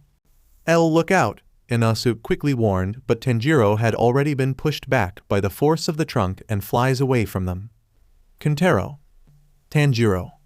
Before Hanagaki could even react, the tree the demon was holding began to spin so fast that it hit him as well, and was pushed with a strong force towards the same direction as Tanjiro. Blue eyes, Inosuke calls back at them in disbelief and worry. Don't die, Inosuke, Tanjiro yells back, quickly as he could. That's a 12 Kazuki member, don't die, Inosuke. We'll get back to you soon, Hanagaki adds as the two began to sound farther and farther. Inosuke, who could only watch the two disappear from his line of sight, and perplexed about what to do as he was left alone with a muscular spider demon, ready to strike a blow once more. Crap. Elsewhere, Mizuki was still awestruck at the sight of the woman who came down onto her and Zenitsu, but unaware of who she was or if she was a threat or not. Mizuki swiftly moves from behind Zenitsu and lengthens her black tentacle arms, covering Inosuke and herself in defense, growling softly. The woman was astonished at the sight. She registered quickly before coming down that the girl was a demon, if not for her black hollowed eyes, long and black tentacle arms, and her fox ears and tail, she would have looked like a normal, young girl. My, this a first for me, she expresses her amazement with a flighty and soft voice that nearly had Mizuki softening. The woman quickly crouched to the demon girl's level and smiled sweetly.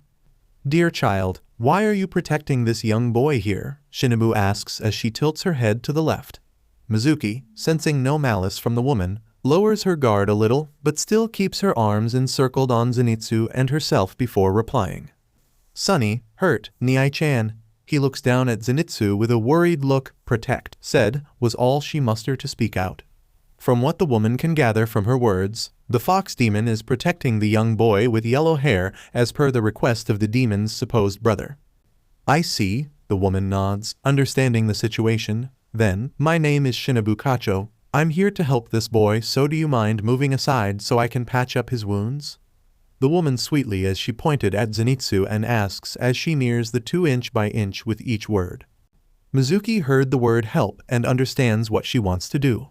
She nods at the request and quickly retracts her tentacles back to her small black arms and hand over Zenitsu to the woman, gently as she could.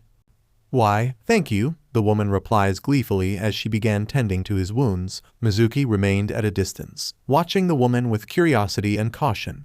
The woman, Shinobu Kacho, feels her stare pointing daggers behind her head. She can tell she was still wary, and yet she's letting her tend to the boy carefully. Shinobu was awestruck by the compliance of the fox demon girl. She might have to question her a bit more later once she's done with this boy. Ask her about this place, who this older brother of hers is, why she's protecting him, why she isn't attacking, or how many had she eaten and killed.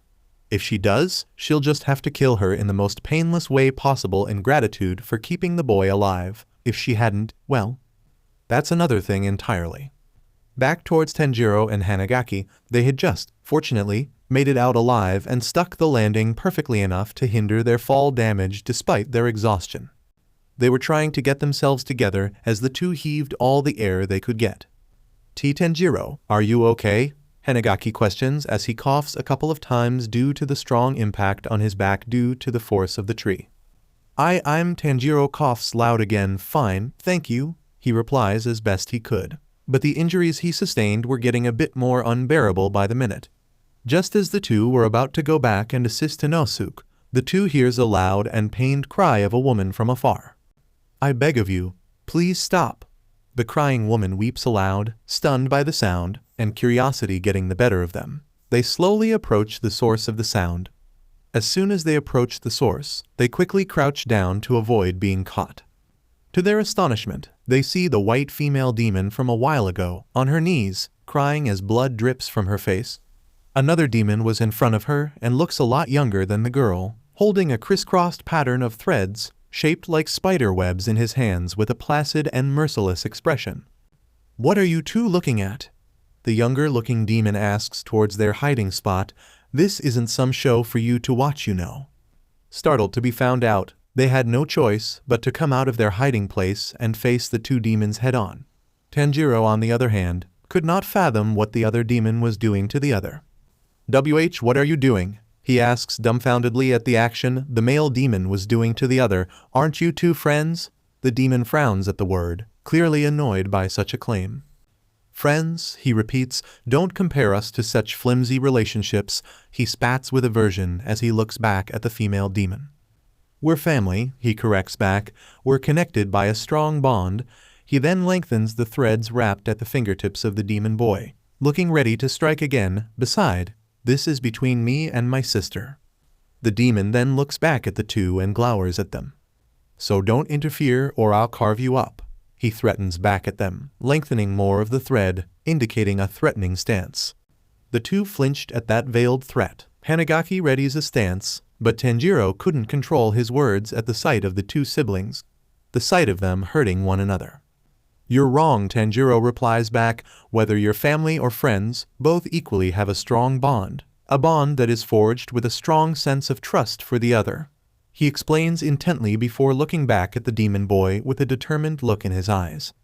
"But the scent you two give don't have the slightest sense of trust, but of terror, hatred, and loathing," he expresses aloud. "Your bond is forged." The demon boy scrunches his expression at the proclamation, clearly irritated. Seeing this, Tanjiro smelled the scent of annoyance from the boy, stronger than the other emotions he smelled before. Startled by this, he quickly readies a stance with Hanagaki.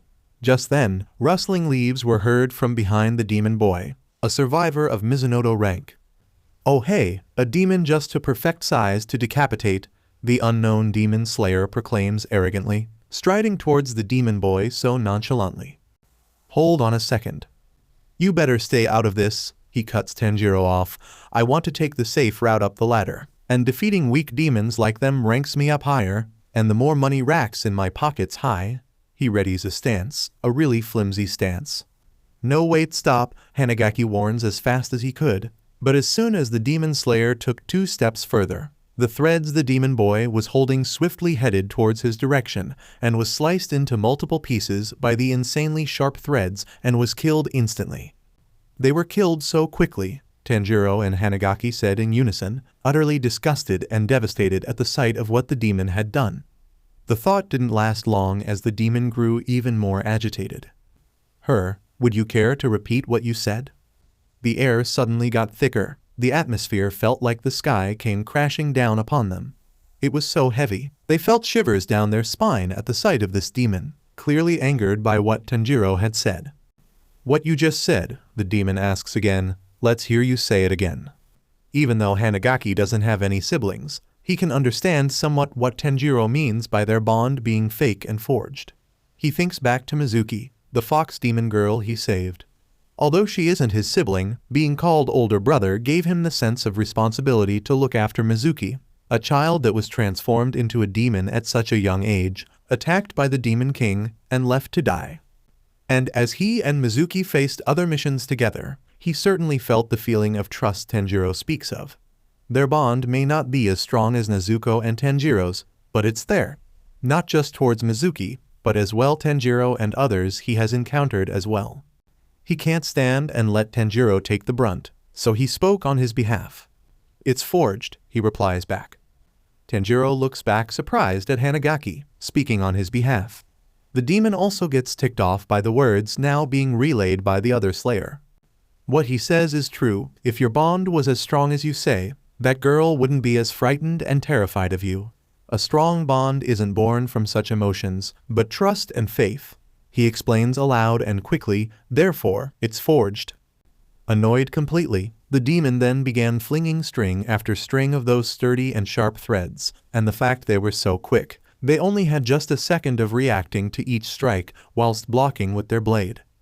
Just so you two know, he monetarily stops as he lengthens another set of threads, I won't kill you two so quickly, I'll make sure to rip you two apart, piece by piece, as he sends two threads towards Tanjiro and Hanagaki with both arms and at the edge of two fingertips, completely separating the two.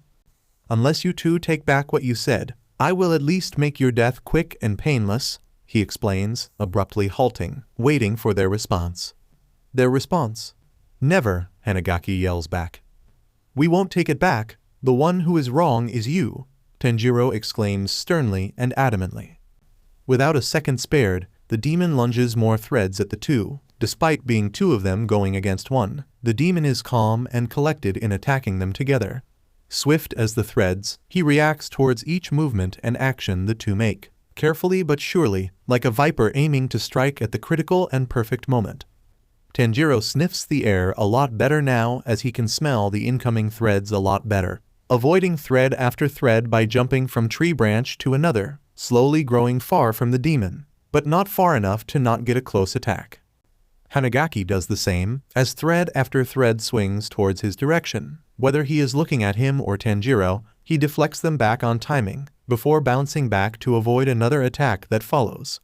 Just as Tanjiro has figured out what to do, he lunges with a readied form in mind. Hanagaki does the same and aims vertically at his neck as well. Water breathing, first form.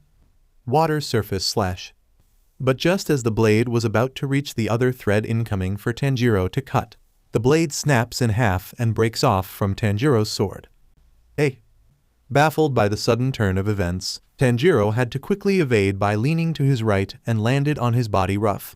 Hanagaki, who had witnessed this and was near the neck, distracted, was flung from behind by another thread, which he luckily blocked with his blade, but was flung away from the demon and landed beside Tanjiro. Crap, Tanjiro's blade is utterly worried for Tanjiro, whose blade had snapped and had no means of cutting the demon's head, leaving only Hanagaki the chance to do so. The demon hasn't even been taking them seriously yet, but it's already overpowering them, even though they can only deflect or evade the attacks, not once cut them. Are they not putting in enough strength? How is the thread so sturdy and strong to begin with? Well, do you two still refuse to take back what you two said? The demon asks again, his hand ready to strike, open-palmed at them. The two frown and remain silent, clearly not budging about what they claimed about the two's bond. Then, in that case, you two can just be ripped to shreds. Suddenly, threads from all corners come down on them like a net, with no means of escape. We can't dodge this, Tanjiro quickly registers, unable to react or move. Tanjiro, look out! Hanagaki quickly pounces in front of Tanjiro and shields him from the attack, embracing the pain from behind as he covers him down.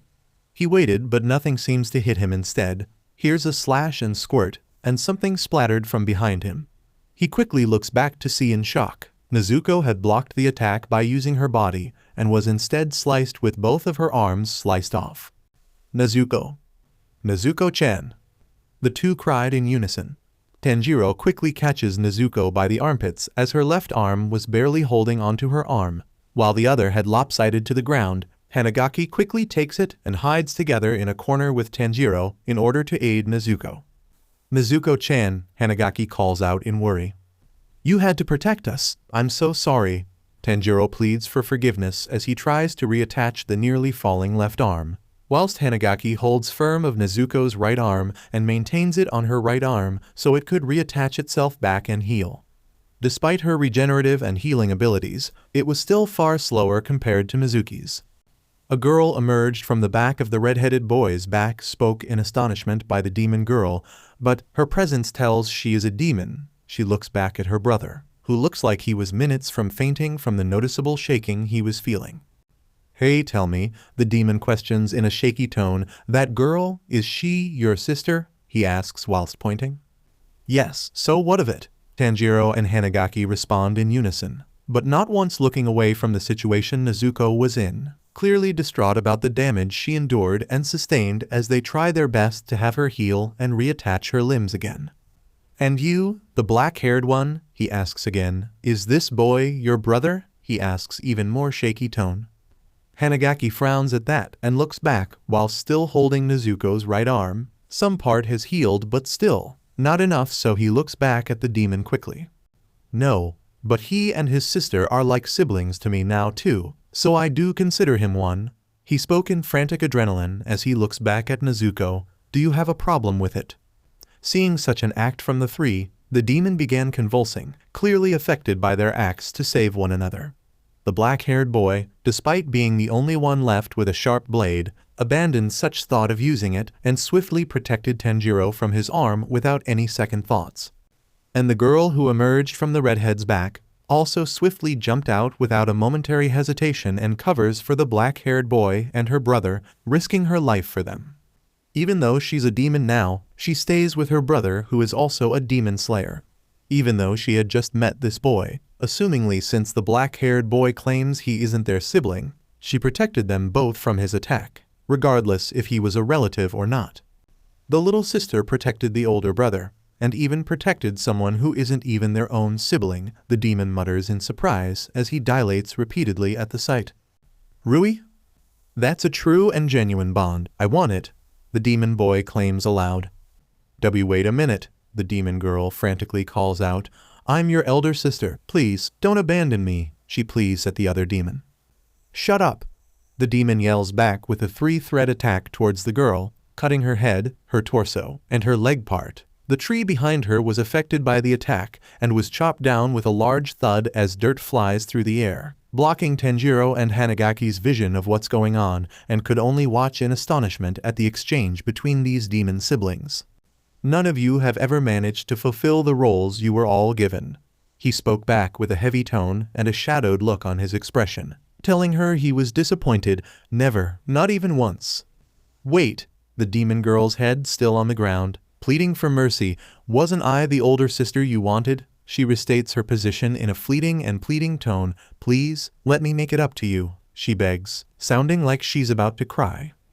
"Then, go kill those people wandering beneath this mountain," he orders as he looks back in front of him. "If you do, I'll forgive you for what just happened." The demon girl's body then swiftly picks up her head and bows back at this demon called Rui, before fleeing in the opposite direction, the head still unattached and just sitting on the demon girl's palms as she fades from view. Tanjiro and Hanagaki can only watch as the girl flees before the other demon began talking to them now next. "You two, come on out," he requests. "Let's have a talk," his voice sounding a lot more impressed and glad in tone. Left with no option, and the two had already finished reattaching Nezuko's arms, leaves her for a moment and steps out with their blades readily pointed at him. "The thing is, I was really moved," he spoke with a fleeting smile as he explains. "Seeing the bond you three shared earlier really shook me." He held his chest to indicate such feelings. "I doubt there are any words in the universe that could explain how moved I was." The two become tense at what could come next as they listen for a while. "But your fates by now will be death by my hands," he explains. "Wouldn't that be too unfortunate?" Then suddenly, his expression hardens as he lifts out his pointer finger, making a hushing look on his face.